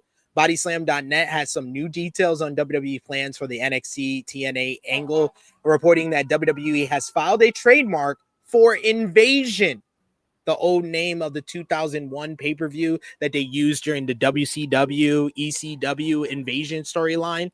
So that could be a show for NXT versus TNA in the future, whether it be on a PLE or a TV special. During a recent Fightful Select Q&A, Sean Ross Sapp detailed how WWE feels about former talent appearing in TNA wrestling, saying that there are naturally some that are like, okay, I want to just make sure I'm paid as a result of that. That way you're not a mark for yourself.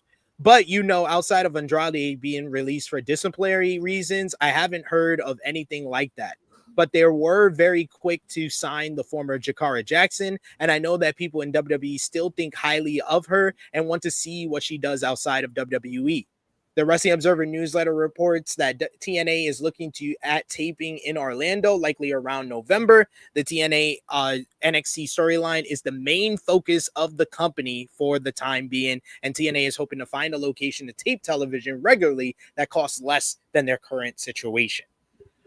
Will the NXT TNA storyline have any type of impact in regards to TNA's business future? What do you think, Josh?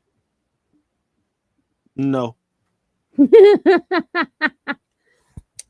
would be the answer by Josh. Mhm. What about you, Krssi? Same. You guys are such TNA haters. Oh my Wow, God. not hater. Can't believe you guys. What's your Let me answer? be. Let me be. I don't give a fuck. I'm sick of this shit. WWE Evolve this week. The show features Stevie Turner announcing the brand's first to-be special with Evolve Secession in 3 weeks. This led to Kendall Gray beating Chantel Monroe to become the number one contender for Kylie Armstrong's WWE Evolve Women's Championship. Swipe Right picked up a win over Chase U in their debut on the brand as well. Then you had TNA Impact, or as I like to call it, WWE Total Nonstop Action. The show featured Mr. Anderson and Steve Macklin picking up a win over Frankie Kazarian and Jake Sumpton in the main event. Cedric Alexander and Leon Slater defeated the Rascals in a pretty fun opener. Victoria Crawford beat Jordy Threat, while Mance Warner won the Call Your Shot Gauntlet Battle Royal to become the number 20 entrant in the matchup coming up at Bound for Glory. Then you had TNA Victory Road last night, which we did a watch party for. The show featured Leon Slater defeating Myron Reed in an awesome main event to retain the X Division Championship. Post-match, Santino Marella came out to announce that Slater will defend the X Division title against WWE NXT's Javon Evans on Sunday, October 12th at TNA Bound for Glory. Frankie Kazarian picked up a win over Steve Macklin to win the TNA International Championship. Ash by Elegance appeared and relinquished the TNA Knockouts World Championship due to injury. This led to a battle royal that was announced by Santino, with the two participants going on at the end, two participants left at the end to face each other in a title match later in the night, which saw WWE NXT's Kalani Jordan beating Lei Ying Lee as the final two to win the Fagan TNA Knockouts World Championship. Ash by Elegance came out to raise the hand of her former protege in NXT. Mustafa Ali picked up a win over Moose in a very good bout to give Order 4 the advantage in the Hardcore War at Bound for Glory. And Matt Cardona Matt Cardona, he interfered. He got the win with hometown win, securing a win over the Nemeths, while Matt Hardy beat AJ Francis in a tables match, and Mike Santana defeated Ridge Holland in singles action. Post-match, Trick Williams came out and attacked his Bound for Glory opponent. Very fun show with TNA Victory Road. And I would have loved to say on this show that that's the biggest news of the week. The TNA Invasion, the TNA Victory Road show. Would love to say that's the biggest news of the week from TNA. Unfortunately, it's not. Masha Slamovich is being investigated by TNA and pulled from independent shows after allegations of domestic violence have been made against her. A friend of Akira, the latter of who previously was in a relationship with Slamovich, posted to Twitter to accuse the former knockout champion of being physically and mentally abusive to Akira during their relationship. The allegations were made after Slamovich came in 25th on the PWI 500 for 2025, being the highest ranked woman. The friend posted a Dropbox link to over 100 screenshots of text messages between Slamovich and Akira, some of which appear to show Slamovich admitting to hitting Akira, making money demands, and committing acts of emotional abuse. There were also social media posts with photos of Akira's face and wrists with cuts and bruises. The screenshots were not independently verified, date from 2022 to 2025. Akira has since posted to his Twitter account confirming the allegations, where he wrote, "I woke up to this and people asking me if I was okay. Kind of want to throw up. Kind of want to go away forever. My friend held back for months because I asked her to. I would never said anything. I still really don't want to. I didn't want to lash out in anger because I was angry and suicidal and depressive since the end of January. I'm not alive though. If she didn't take my calls every day while caring for her sick grandfather. I'm not alive if my roommate Raph didn't laugh with me at stupid videos daily. I'm not alive if Dale Patricks and Simon Gotch weren't there for me. I give a lot with little in return. I have a lot of growing up to do, and despite my progression, I was always told I was never doing enough. The things I liked and did were stupid and waste of times. Things I told about my thoughts on my gender and the confusion I was feeling was turned on me. I was lied to about my finances and spent more than I should have because I thought we were struggling together. I can't get my time back. I can't get the money back. I can't get the last 4 years of my life back. I was just trying my best to come back and be with my family, my friends, my dog, and try to get signed, and I dreamed of doing things. Maybe it won't happen now. I'm not angry. I'm not sad. Not anymore. I'm apathetic. I've moved on, and there's still bitterness in my stomach. Don't let it guide me. I've grown up as a person, as a wrestler. I've grown up mentally, physically, spiritually. I'm still figuring things out, and I have nothing to say to that person. I adored them. I still feel phantom pains in my heart every time I see a photo. They're a part of my life and history. I don't get to where I am today or where I am now. A mature and thoughtful person with a healthy dose of CTE without the experiences I went through and the isolation I experienced in a foreign country. But it is what it is. Whatever happens, happens. I love wrestling. I love life. I love the people that it brought into my life, even her. But it's not a drug for me. This makes it impossible to hire me or anything. So be it. I'll move on because wrestling isn't everything to me, and I'm thankful it showed me the world and the man I have to be for myself. I just looking for my happy ending. Slamovich then posted to Twitter herself on Wednesday to issue our own statement, which she said, "Up until the beginning of this year, I was in a toxic and mutually destructive relationship. We hurt each other deeply and in private moments failed to treat each other with the consideration and respect we both deserve. I take responsibility for my actions, and I am sorry, I am embarrassed and ashamed of the role I played in our relationship and the way things played out.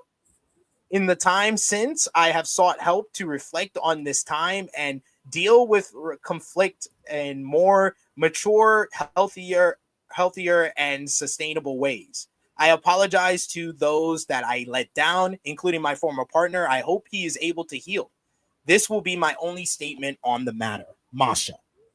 According to an update from Fightful Select, WWE paused any plans for Masha Slamovich in the TNA Invasion. Slamovich has been featured on WWE programming and also been featured as part of the TNA NXT Crossover partnership. During July 15th edition of NXT, she won a matchup with Sol Ruka and Zarya versus Fatal Influence. A new report has some other updates on Masha Slamovich's status with TNA. Fightful Select clarified that while WWE sources said that any plans of her being used in the TNA Invasion angle have been paused, Slamovich was not planned for the TNA Invasion on Tuesday. She's not currently in the United States. She's in Spain. PW Insider reports that the match between Slamovich and Ash by Elegance for TNA Victory Road was removed. The match had been planned for Friday, but all mentions of the match were removed from TNA's website. It was also noted that by Fightful that Slamovich's contract with TNA is up soon, and that it is still a question whether she would stay with the company or not. The report notes that she was scheduled to lose to Ash by Elegance in their planned Knockout Championship match at Victory Road. And of course, we want to put it out there. If you or someone you know is experiencing domestic violence, you can call the National Domestic Violence Hotline, 1-800-799-7233, available 24 hours a day for confidential assistance from a trained advocate. Krssi Love, we'll start with you. What do you think about this whole Masha Slamovich allegations and situation? I mean, not to be funny, but she do look like she beat men. Just saying. Sorry, but you can put words and opinions of Miss Krssi Love do not necessarily reflect those of Tru Heel Heat, its viewers, or affiliates. Most of the time she's right, but this isn't one of them.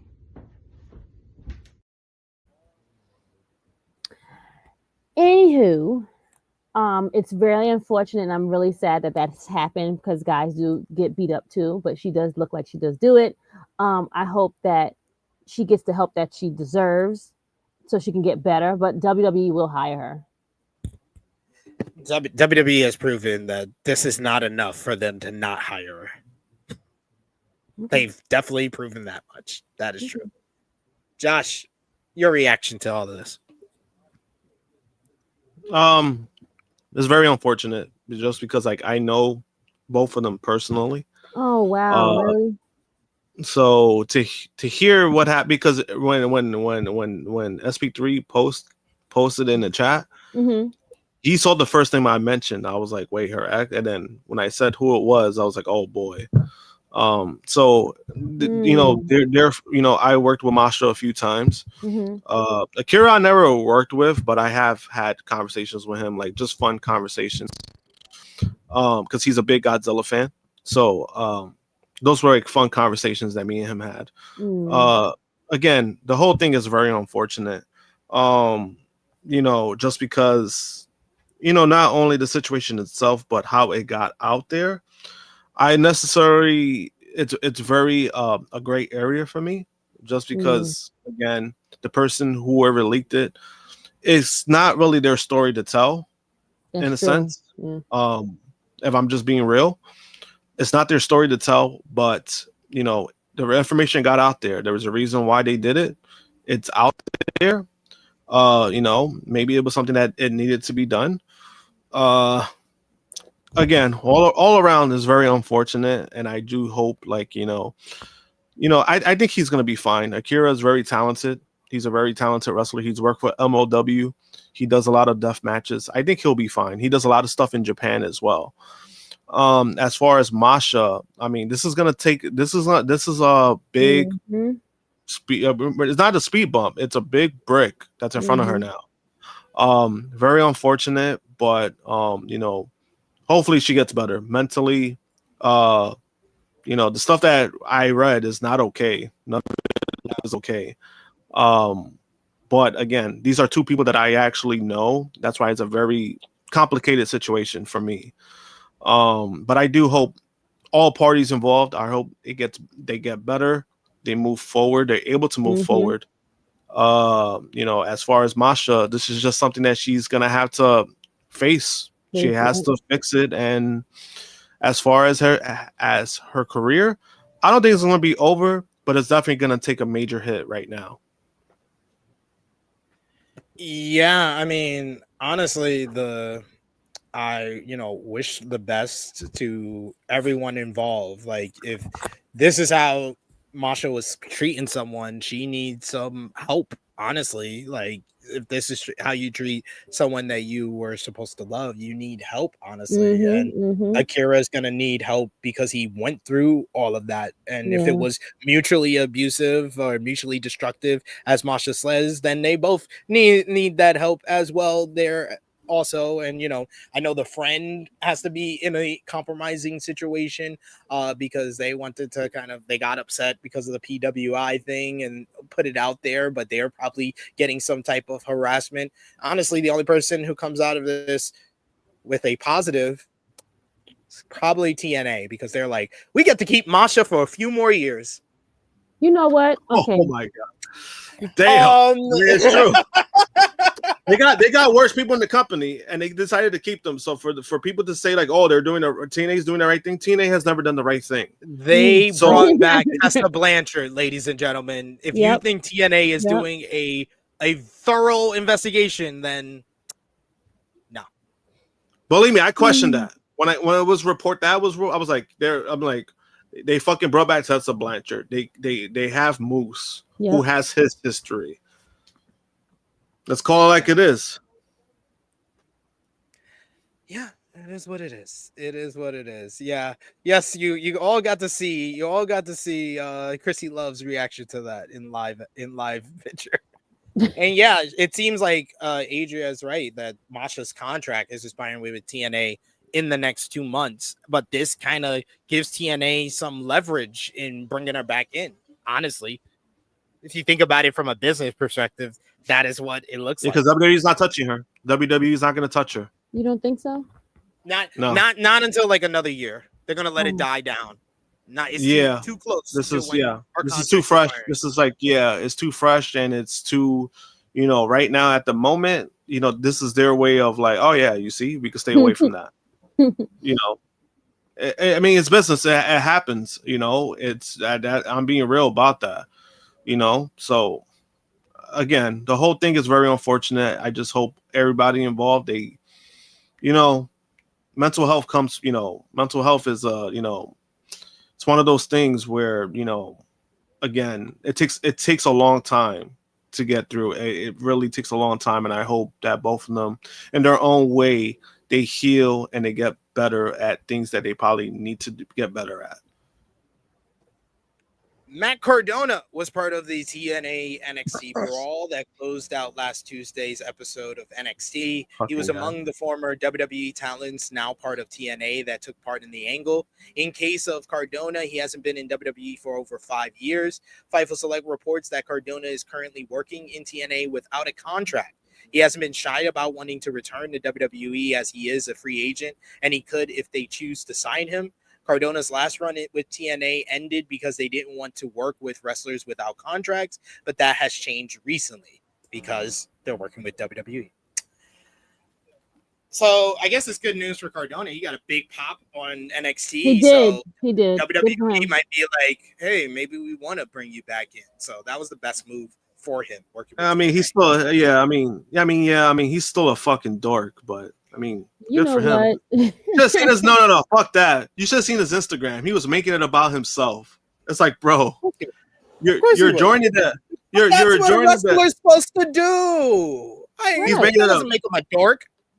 He is a dork. Either. We all know he's a dork. We all know he's a dork. Like, is he? There's no different. Yes, he is. Like TNA, you like the guy. It's okay. He's just he's a dweeb. Like, he's been begging to go back to WWE, and this is his one foot in the door. Is he gonna get back? Probably not, but it's good for him.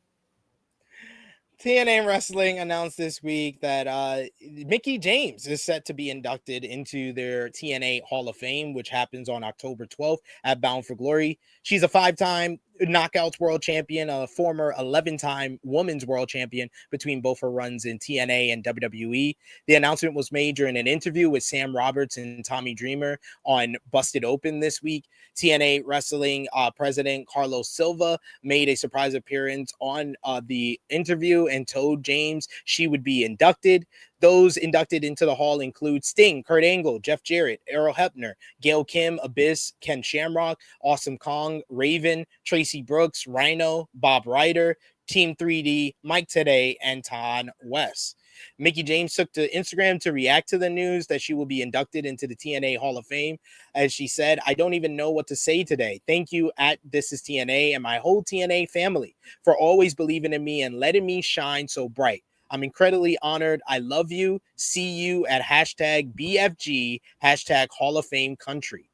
Also, beautiful people will also enter the TNA Hall of Fame with Mickie this year. I switched around the order of this because I needed to separate the former TNA Knockouts champions who put their foots in their mouth this week. Because in a series of posts on Twitter, former TNA Knockouts World Champion Gail Kim gave her opinion on AEW wrestler Riho, noting that watching her made her feel uncomfortable due to multiple reasons. She added that she didn't find the former AEW Women's World Champions matches to be believable. Gail Kim said this. Wow. Gail Kim.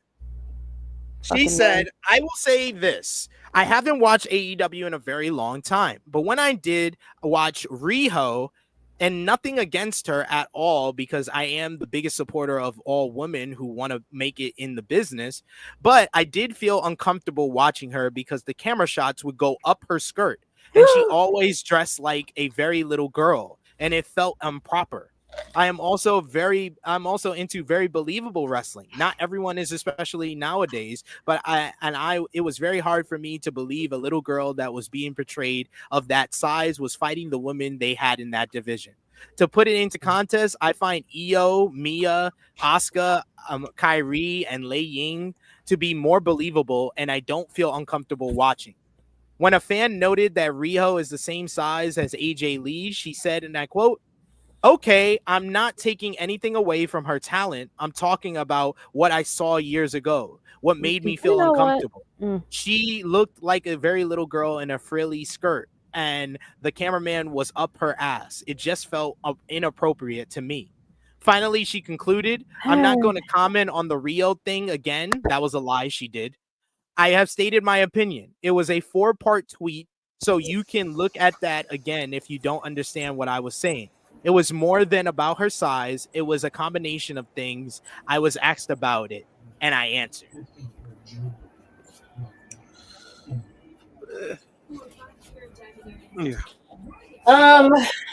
Yeah, this is Gail Kim can, suck a whole lot of dicks out of a bag. Because what she said was just not even cool.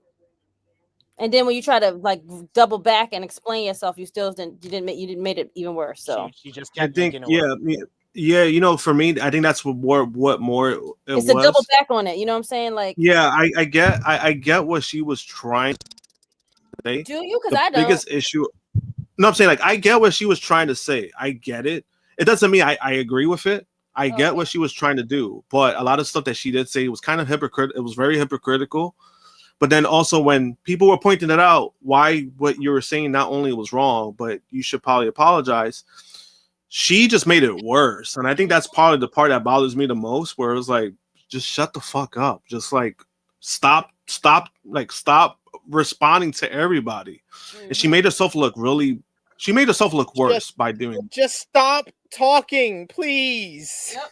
Just stop talking. That's what I wanted to tell her. Just stop talking. Why are you keep talking?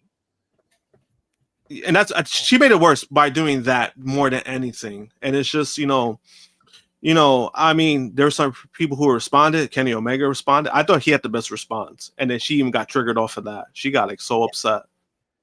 Yes. She just couldn't stop herself. She just kept going and going and going and just making it worse throughout the week. So yeah, and I think what was stupid too was she was trying to make it about the tribalist thing, and then she was like, "Oh, now I know a way to trigger AEW fans." I'm like, "This is not a flex, miss." It's definitely not that, and you shouldn't be trying to be gloating about that bullshit neither, sis. You better hope people keep watching your fucking product. Talk about it. Talk about it. You want to be talking about Oh, people. Let's make man. sure people have eyes on your shit. I can't believe this all happened in 1 week to these TNA knockouts, former TNA knockouts. And we were all rooting for Gail Kim after We really what happened. were. We We really were. We were We really were. because I do think that she does bring in like certain Good value. caliber Yep. for wrestling, especially for women's wrestling. But to do this shit, I'm just like, oh man, like you kind of just, I don't know, like this is just something that very, very. All right. But that is all for TNA news. But before we finished up with the Converse and everything that happened there, I think it's time for my favorite time of the show. Not Krssi Love's favorite time of the show, but my favorite time of the show. Do you know what time that is, Krssi Love? TikTok time. It's TikTok time. This is not. I like TikTok time. Josh doesn't like TikTok time. That's true. Josh doesn't seem like he likes TikTok time all that much. He hates TikTok time. I actually thoroughly enjoy it. But we're gonna do. I'm keeping that to myself. You can't. There's no proof of that, but I'm keeping that to myself. Okay, that's fair. Fine. We're gonna do one that you guys both seem to enjoy a couple of weeks ago. We're going back to who had the better career. Are y'all ready? Kris? I'm ready. Oh, this is fun. Josh? Yeah. All right. So we'll start with Josh. Who had the better career? The Rockers or Kendrick and London? Brian Kendrick and Paul London. And the Rockers in which rock? As in Shawn Michaels and Marty Jannetty Rockers? Yeah, this is who had the better career as a tag team. It's not who had the better individual career out of these guys, because obviously that's an easy question. I mean, that would be a landslide. Yeah, who had the better career as a tag team, the Rockers or Kendrick and London? I'm gonna lean with Kendrick and London. There was more hardware they could show. They were a great tag team. As far as the Rockers, I mean, they were a good team, but there was a lot of shit that kind of held them back. A lot of bad behavior, a lot of bad shit they were doing that really kind of dampened a lot of opportunities. But I mean, it worked out for one guy, not the other. Very true. What do you say, Krssi? Who are you going with, Rockers or London and Kendrick? I'm actually right now like Googling the other two. I have that's part of the era you said you haven't watched, Krssi. To be fair. Okay, see, then there we go. Because I'm like, who the fuck are these guys? Paul London and Brian Kendrick. I'm like, I don't know. They look like dorks. They look like goofballs. You remember Brian Kendrick? I'm gonna go with the Rockers. I'm gonna go the Rockers. Rockers are like the most legendary. One influential high flying tag team, like this side of the Rock and Roll Express. Like, I feel like the Rockers. I'll better. give them the love. I do agree with Josh. He does make a good point that London and Kendrick were able to reach the heights that the Rockers were never able to achieve, but the Rockers were more influential. So I'll take. Yeah, I could see that. I could see that. Like, there's no argument for me. What you said, Krssi? The Rockers won titles before, correct? No. They won the titles, but the decision was reversed. Damn. Yeah, so that's part of the. I was like, yeah, there's a lot of things that happened that kind of dampened like that tag team. Yeah. Okay, that's fair then. Yeah. All right, Krssi Love, you're up. We're gonna give you your one. This is a good one. It's interesting because of what we just discussed. So you can't take into account what we just discussed. Okay, Krssi? Who had the better career? Gail Kim or Mickie James?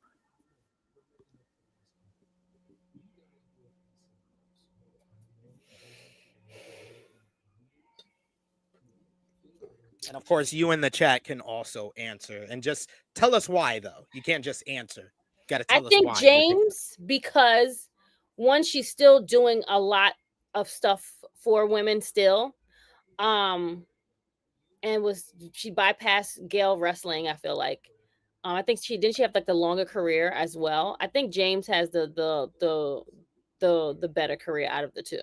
Not saying anything about Gail Kim, but I think James, from where she started to where she is now, yeah.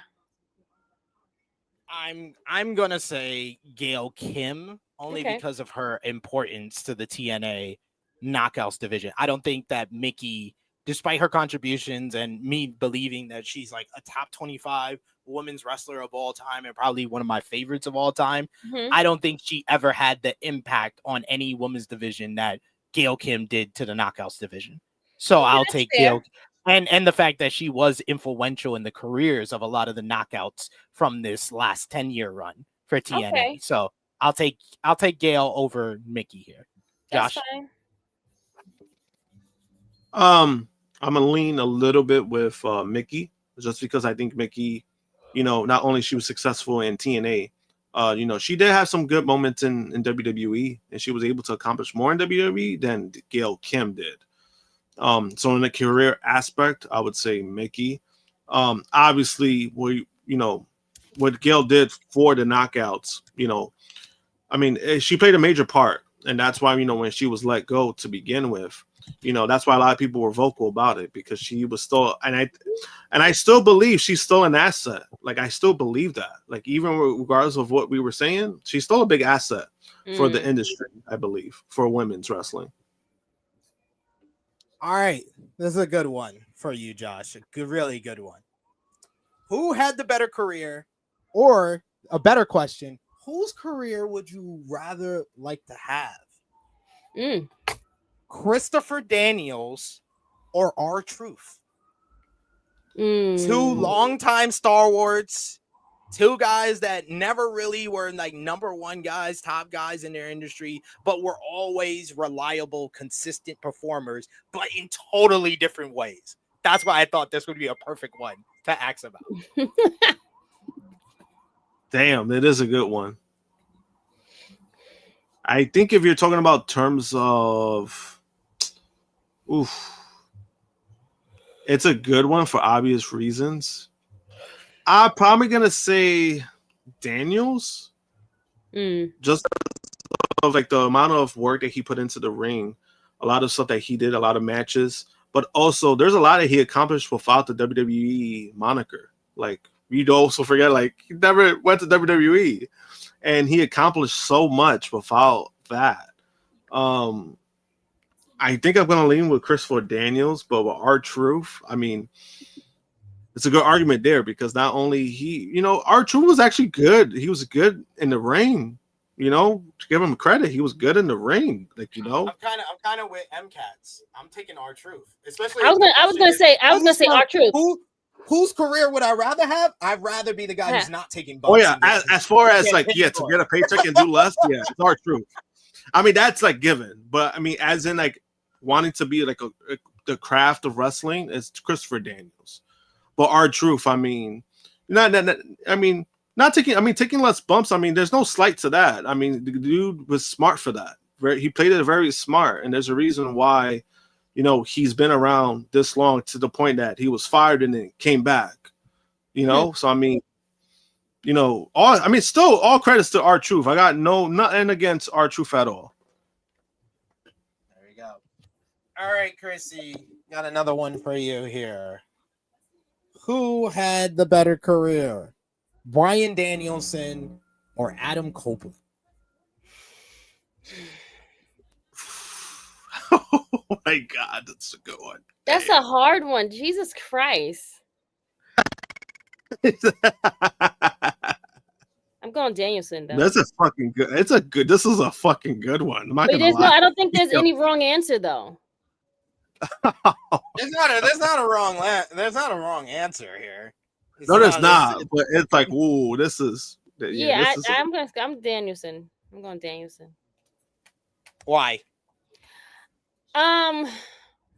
More so because he did more than Cope. I feel like Danielson has been like on like so many different platforms. And just had a longer longevity.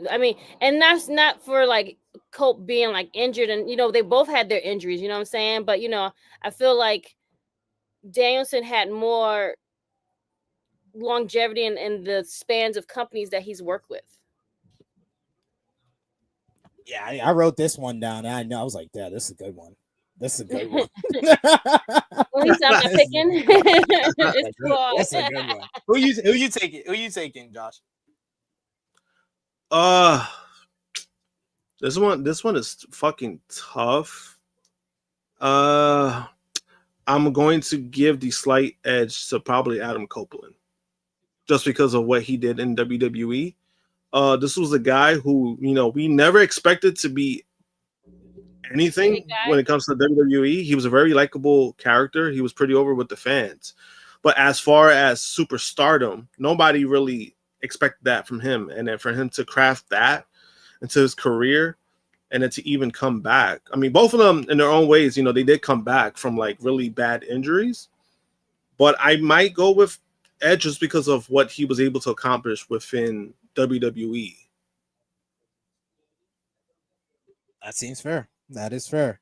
But yes, we got a couple of different answers. This is the one that split the chat the most. I've seen some answers for Cope.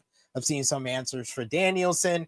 If you're watching this far into the video on demand, let us know in the comments who had the better career, Adam Copeland or Bryan Danielson. And that fun. seems like What did you pick?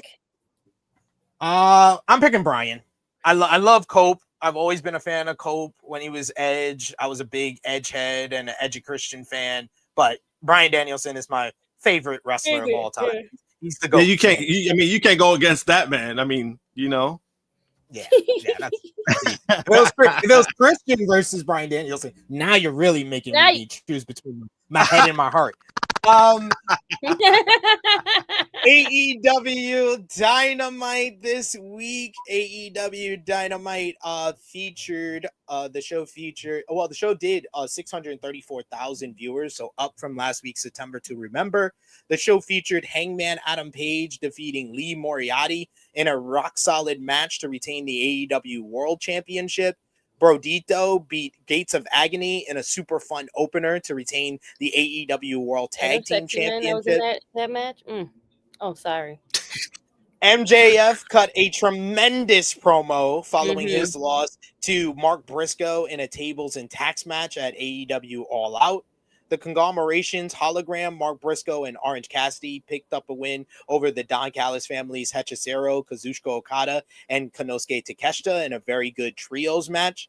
Post-match, Kyle Fletcher came out trying to rebound from his all-out loss by challenging Hologram to a title versus streak match next week at the Dynamite 6th anniversary, which was accepted. Claudio Castagnoli beat Powerhouse Hobbs in a fun Hoss match. Post-match, the Death Riders jumped Hobbs and Samoa Joe until Hangman Adam Page made the save to set up a trios match at next week's 6th anniversary. FTR and Stokely Hathaway came out to give a terrific, insincere apology in what was a fabulous segment, which was interrupted by Willow Nightingale, who cut a passionate promo on FTR and praised Beth Copeland for inspiring her. Jet Speed came out to have Willow's back against FTR and Stokely. Then you had Kris Statlander, who scored a win over Mina Shirakawa in a good main event to retain the AEW Women's World Championship. Post-match, Jon Moxley, Wheeler Yuta, and the Death Riders came out to interrupt Statlander and Harley Cameron celebrating the win. Yuta hugged Stat, who reciprocated the embrace before Wheeler raised her hand around the ring, but Statlander clotheslined Yuta and flipped off Moxley instead before bailing through the crowd. That brought out Darby Allin with a flamethrower to run off Moxley and the Death Riders. After that, Darby challenged Mox to an I Quit match at Wrestle Dream. And also, we should mention, Tony Khan announced the announcement that we've been waiting for. The AEW Women's Tag Team Championships were revealed. There will be a new champion being crowned later this year. So a huge show with some big news, big announcement, big progression in storylines. What did you think about Dynamite this week, Krssi? I enjoyed Dynamite. I thought it was really, really good. Darby Allin, he another one. Put him in a bubble, because I swear, like, if anything happened to Darby, I'm gonna be really, really like sad. But also, like, puts this feud on between him and John. You would think that it was over, and no, it's not. Like, we keep bringing on more matches. I thought we were going to finish it at this one. So yeah, when we got the casket match, but nope, Darby just keeps coming with other things. He brings a whole flame flame thrower. Like, well, who does this?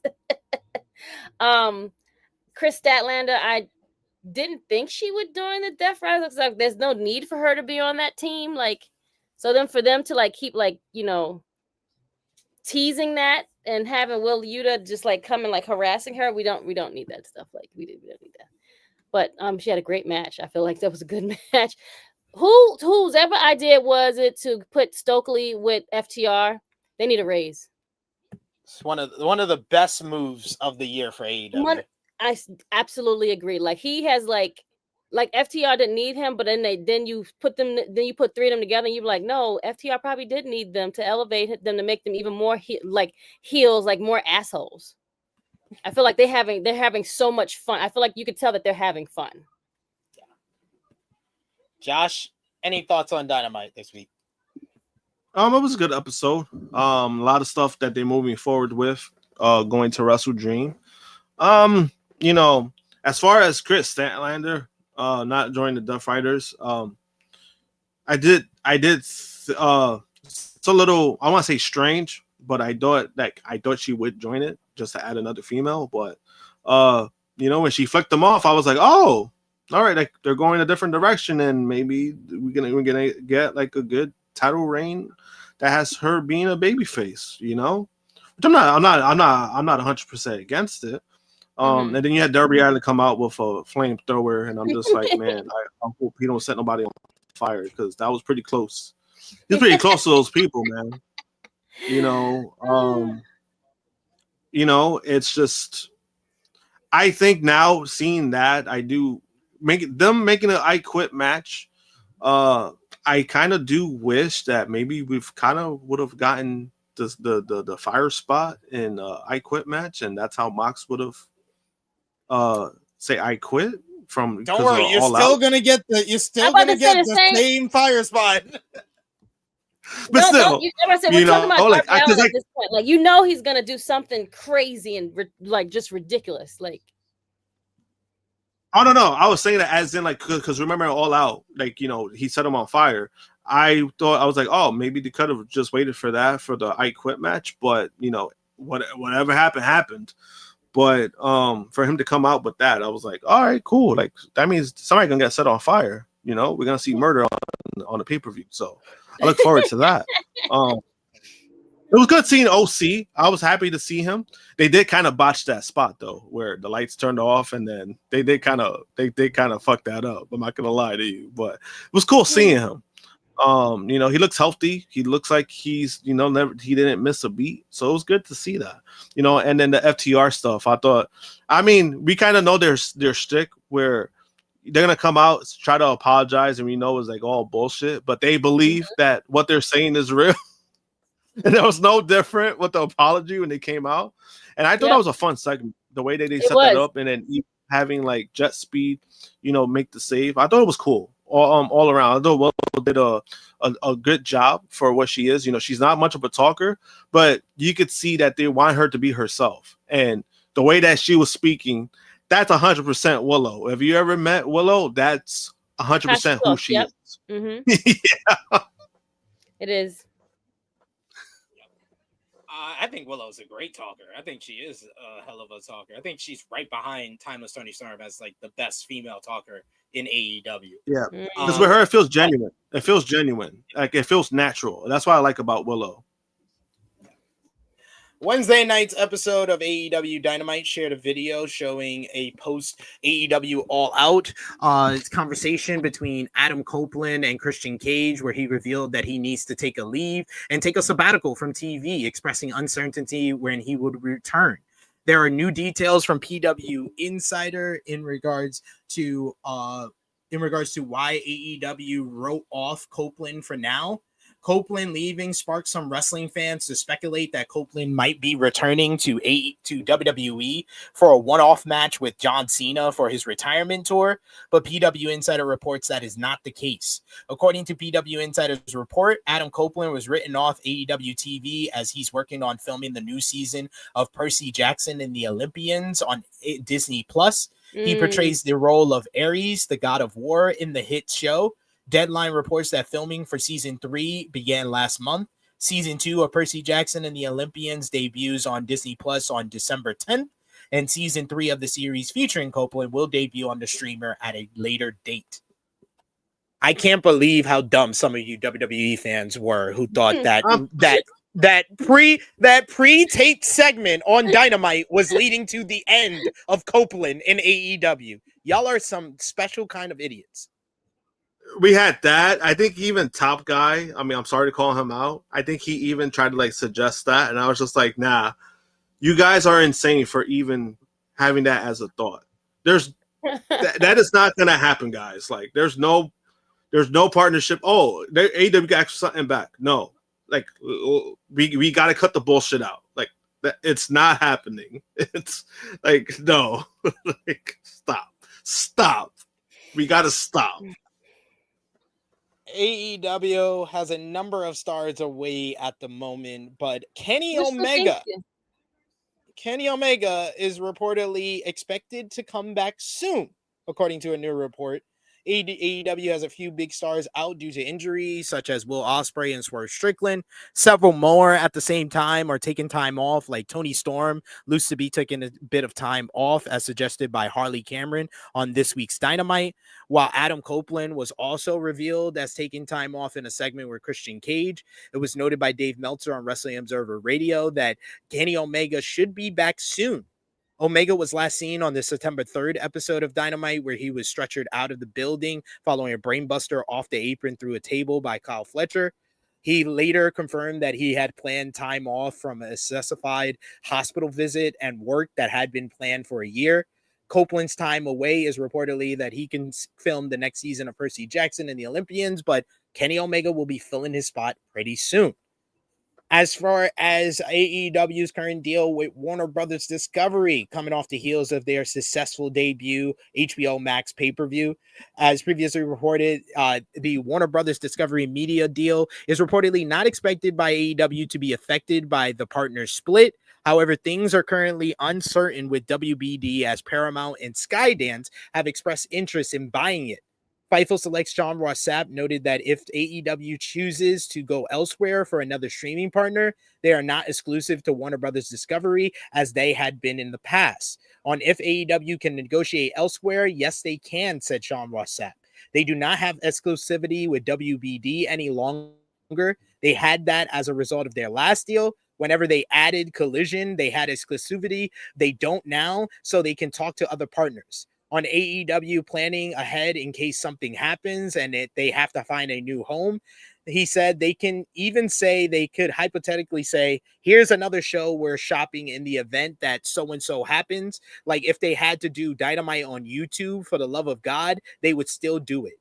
On AEW being in the similar position that WCW was during AOL Time Warner merger, he says when the AOL Time Warner merger happened, Warner owned WCW, and then they wanted to offload it. WBD does not own AEW, or at least not a major percentage of it. So they're in luck in that regard. But someone who's not in luck, guys, is someone we might not see in All Elite Wrestling ever again. The Doctor. PW Insider had some backstage detail on Wednesday night's AEW Dynamite from Pittsburgh. Many fans hoped or thought that former AEW Women's World Champion Dr. Britt Baker, DMD, might be on Wednesday night's show since it was in our hometown. However, PW Insider reports that Dr. Baker did not show up backstage. Britt Baker has not appeared on AEW programming since November 13, 2024 edition of Dynamite, when she defeated Penelope Ford and had a post-match segment with Serena Deeb. This makes me believe we are never seeing Britt Baker back in AEW again. Wow. What do you think? That's crazy. It feels like it at this point. Yeah. Feels like it's a wrap. I mean, it was a good run while it lasted. While it And lasted, I'm not sure she's the one that WWE will snag up that quick. No, not anymore. Nope. Maybe 3 years ago, but not anymore. Right, not anymore. Yeah, that ship has sailed past and made 2 stops on the way, and still they wouldn't get her. They also probably will get her cheap. So Yeah. Here we go. I like to see Britt Baker at in Japan. Well, maybe you'll have the chance to. We'll see. Finishing up with the Converse ROH TV on Honor Club this week, the show featured Bandito beating Jurlistico in a pretty decent opener to win the ROH World Title Proving Ground matchup. Post-match, Blake Christian once again attacked Bandito. Deanna Purrazzo picked up a win over Viva Van in a Pure Rules matchup. Mina Shirakawa beat the debuting Lacey Lane, formerly known as Kaden Carter, to retain the ROH Interim Television Championship. La Faction Ingonables scored a victory over the Von Erichs to retain the ROH World Tag Team Championships, while Billy Starks beat Olympia to advance in the ROH Women's Pure Championship Tournament. Finishing up with the Converse, we move over to one of the partner promotions. NJPW had their Road to Destruction this week ahead of Road Destruction in Kobe, which is tomorrow morning. The show featured day 10, which was on Wednesday, featured El Desperado defeating Yo in an absolutely brilliant main event to retain the IWGP Junior Heavyweight Championship. House of Torture's Doki and Sho picked up a win over the Ichiban Sweet Boys of TMDK to retain the IWGP Junior Heavyweight Tag Team Championships as well on the show. We're going to talk and give our final predictions for Destruction in Kobe very shortly here. But we also had Stardom, Niter, and Kurgan, which was last night. That show featured Saya Kamitani making history. She beat Azumi in an absolutely fantastic main event to retain the World of Stardom Championship and win the NJPW Strong Women's Championship, becoming a double champion for the first time. Hanako picked up a win over Hina to retain the Future of Stardom Championship as well. And also last night, finally, from the AEW partner Vortex, you had CMLL Noche de Campeones. This show featured Atlantis Jr. defeating Shelwa to retain the CMLL World Historic Light Heavyweight Championship, while Mascara Dorada beat Captain Suicida in an awesome matchup to retain the CMLL World Historic Welterweight Championship. But we've made it to Krssi Love's favorite time of the show, best and worst of the week, match of the week, and moment of the week. Miss Krssi Love, are you there? I'm here. Can you hear me? Yeah, I can hear you. I just couldn't see you. So sorry. People keep moving in my background. That's why. No worries. Who is your best? In my background. Sorry. Who is your best and worst of the week, Krssi? Best of the week, I can give it to Kris Statlander. Worst, Masha Slamovich. Good one right there. Josh. Best of the week, I'm gonna give it to Kyle Fletcher. Yes. Worst of the week, it's gonna be Masha and Gail Kim for different reasons. That's a good one. Nope, that's good right there. I love it. I love it. I'm here because my best and worst is best is Kyle Fletcher. Worst is the first ever 3-way tie between WWE, Gail Kim, and Masha Slamovich. The 3-way tie. Oh Moment of the week, Jurassic Express reunion. Yes. Josh. Same. Jurassic Express reunion. I thought they did that perfectly. And yes, matches of the week. There was a lot of shows, so I went back to 15. I'm sorry. Honorable mentions: Punk and AJ versus Seth and Becky from WrestlePalooza. Statlander, Storm, Hater, and Tekla from All Out. 15, Mascara Dorada versus Captain Suicida from CMLL last night. 14, Conglomeration versus Don Callis family from Dynamite. 13, Cope and Christian versus FTR. 12, Mercedes Moné versus Riho. 11, Sami Zayn versus Javon Evans. 10, Leon Slater versus Myron Reed from Victory Road. 9, Rhea Ripley versus Asuka from Raw. 8, El Desperado versus Yo from Road to Destruction. 7, Stephanie Vicaire versus IYO SKY from WrestlePalooza. 6, John Moxley versus Darby Allin coffin match. 5, Mark Briscoe versus MJF from All Out. 4, Brodito versus Bucks versus Don Callis family versus Jet Speed from All Out. 3, Saya Kamatani versus Azumi from Stardom. 2, Okada versus Dorada versus Takeshita from All Out. Number 1 this week, Hangman Fletcher from All Out. Krssi. Okay, so I'm gonna try to do 10, if that's okay. Sammy versus Javon, 10. 9, Rhea, Asuka. 7, FTR versus Cope and Cage. Well, I'm at 6, right? I'm at 6. Yeah. 6, I'm going to give it to Okada and Takeshita versus Okada, Takeshita, and Dorada. There you go. That one. Thank you. 5. It is going to be Stephanie Vicaire and IYO SKY. Yeah. 4 is going to be Kris Statlander versus Tony Storm versus Jamie Hayter versus Tekla. There you go. Where am I at? 3? Yep. 3 is going to be shit. I had 3. Fuck, what I do? MJF versus Mark Briscoe. 2 is going to be the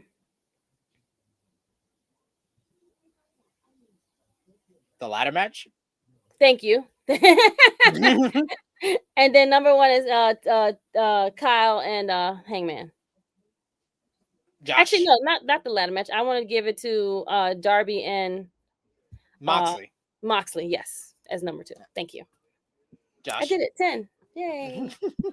Don't worry, guys. I'm gonna keep it at 3. Don't worry. Not even 5. Damn. I'm good. This guy. I'm good. Number 3, I'm gonna give it to Stephanie versus EO for WrestlePalooza. Number 2, I'm gonna give it to Mark Briscoe versus MJF in that crazy ass fucking match they did. And then number 1, easily Hangman versus Kyle Fletcher. So unanimous number 1 this week from us. Let us know in the comments or in the live chat what you gave your match of the match of the week, moment of the week, and best and worst of the week too. But we're going to finish things off with final predictions for the big shows this weekend. First up tonight, WWE NXT No Mercy. There's shows tonight? Hey, this is a relatively big show. In Fort Lauderdale, Florida, you got for the NXT Championship, Obafemi will defend against Ricky Saints. Krssi.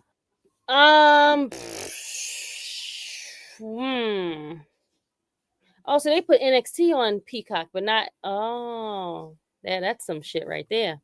Okay, wait. Ricky Saint. Josh. I'm gonna lean with Ricky Saints. Obafemi's winning. Then we got Javon Evans going one-on-one. I want to be too mad. I want to be too mad. Yeah, I'm not gonna be mad. Javon Evans going one-on-one with Josh Briggs. I'm going with Javon. Javon for sure. All right, I can't stand this other guy. He's annoying. Josh. I think Javon gets his look back. Yeah, seems about right there. Then we got for the WWE Speed Championship, Soruka will defend against Lainey Reed. Who you got here, Krssi? For the Speed Championship, give it to Lainey. Yeah. Soul don't need it. Yeah, I'm going with Lainey Reed here. Josh? Wait, they're putting this on the show? Right. Yes, sir. You got I guess the other girl. Then we got for the NXT North American Championship, Ethan Page will defend against Tavion Heights. Josh. Ethan's retaining. He ain't losing to this bum. I got Ethan retaining. Krssi. Ethan retains. In a weaponized steel cage matchup, Jordan Grace goes one-on-one with Blake Monroe. I'm going with Jordan Grace here. She needs to win one goddamn thing. In this At least NXT one. Jesus Christ. I'm with you, SB. She has to win something. Like, how you Josh? sign her to make her be a loser? Jordan. And then we got for the NXT Women's Championship, JC Jane defends against Lola Vice. Krssi. Lola. Josh. The champion's retaining, and there's a reason why. But I'll get to that. I got new champion, Lola Vice. Damn. Then we got tomorrow morning, NJPW Destruction in Kobe. We'll go through the preliminary matches first. You got multi-man matching. It's going to be Hontai going up against the House of Torture.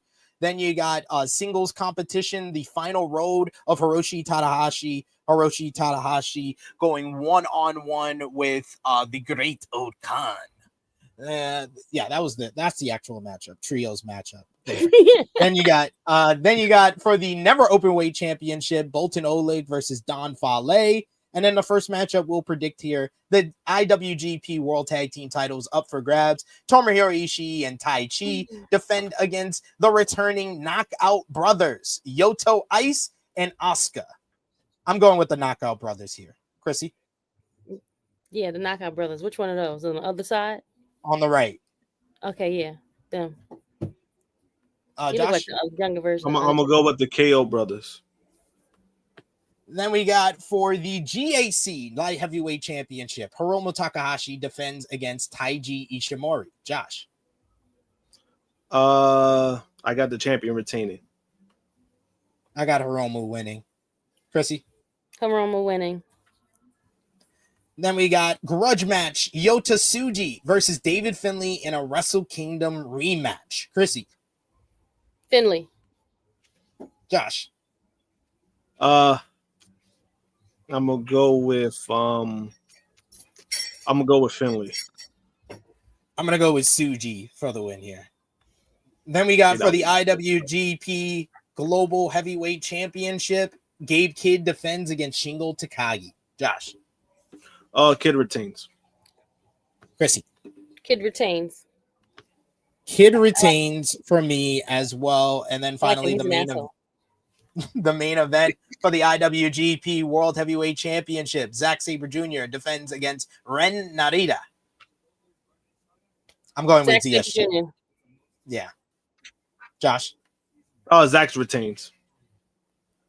Easily, Zack retains. We will have reviews for both No Mercy. That will be tomorrow right here on the channel. And then Monday, we'll have our NJPW Destruction in Kobe review with myself and Sanal. So be on the lookout. Hit the bell to stay notified for all the great content here. We hope you enjoy all those shows this weekend and want to thank you for joining us today for the Tru Heel Heat flagship podcast. I want to thank John Escudero for being our guest here today as well. And thank you, of course, to Miss Krssi Love, to Legacy, and to Josh.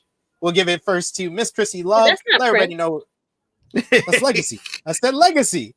Krssi. I don't know who Legacy is. What the fuck? What? Krssi, let everybody know where they can follow you on social media when they'll see you again. Yeah, you can follow me, Krssi Love _1 or Tru Heel Krssi Love or just my plain old name. I will see you guys soon. Yeah. When y'all got a new dog? I don't understand this. Did I miss something? Josh. Okay, so that's the cousin. My bad. Yeah, JM Park 321 Twitter, X and Instagram. So this is Legacy. We've been babysitting her the last few days. Yeah, so that's who she is. They're both Shih Tzu, so and then you see Prince, and then you'll see me next weekend. I'll be back. Hey, Legacy, how you doing, friend? Know. But yes, you can follow me on the Twitter machine at Tru Heel SB3. You can follow the gang, Facebook, Twitter, Instagram, TikTok at Tru Heel Heat. Patreon.com/Tru Heel Heat. $3 a month. Get you exclusive content. It's the best way to support us when we are not live here. Are we doing Saturday or Sunday next week? I forget. I'm not sure. I know Josh won't be here, but it'll be me and Krssi. So me and Krssi will figure it out. The following weekend. The following weekend. Okay, cool. Yeah, that's for near Comic-Con. So it's the That's following Comic-Con week. Yeah, the following week. Hi, Wendy. There we go. Hi, Wendy. For Wendy, for Legacy, for Prince, for Josh, for Miss Krssi Love, for our special guest, John Escudero. It is me, your Tru Heel Phenom, SP3. This has been Tru Heel Heat 348. Styling, Goodwill gone. We are signing off until next time. Later. Later, y'all.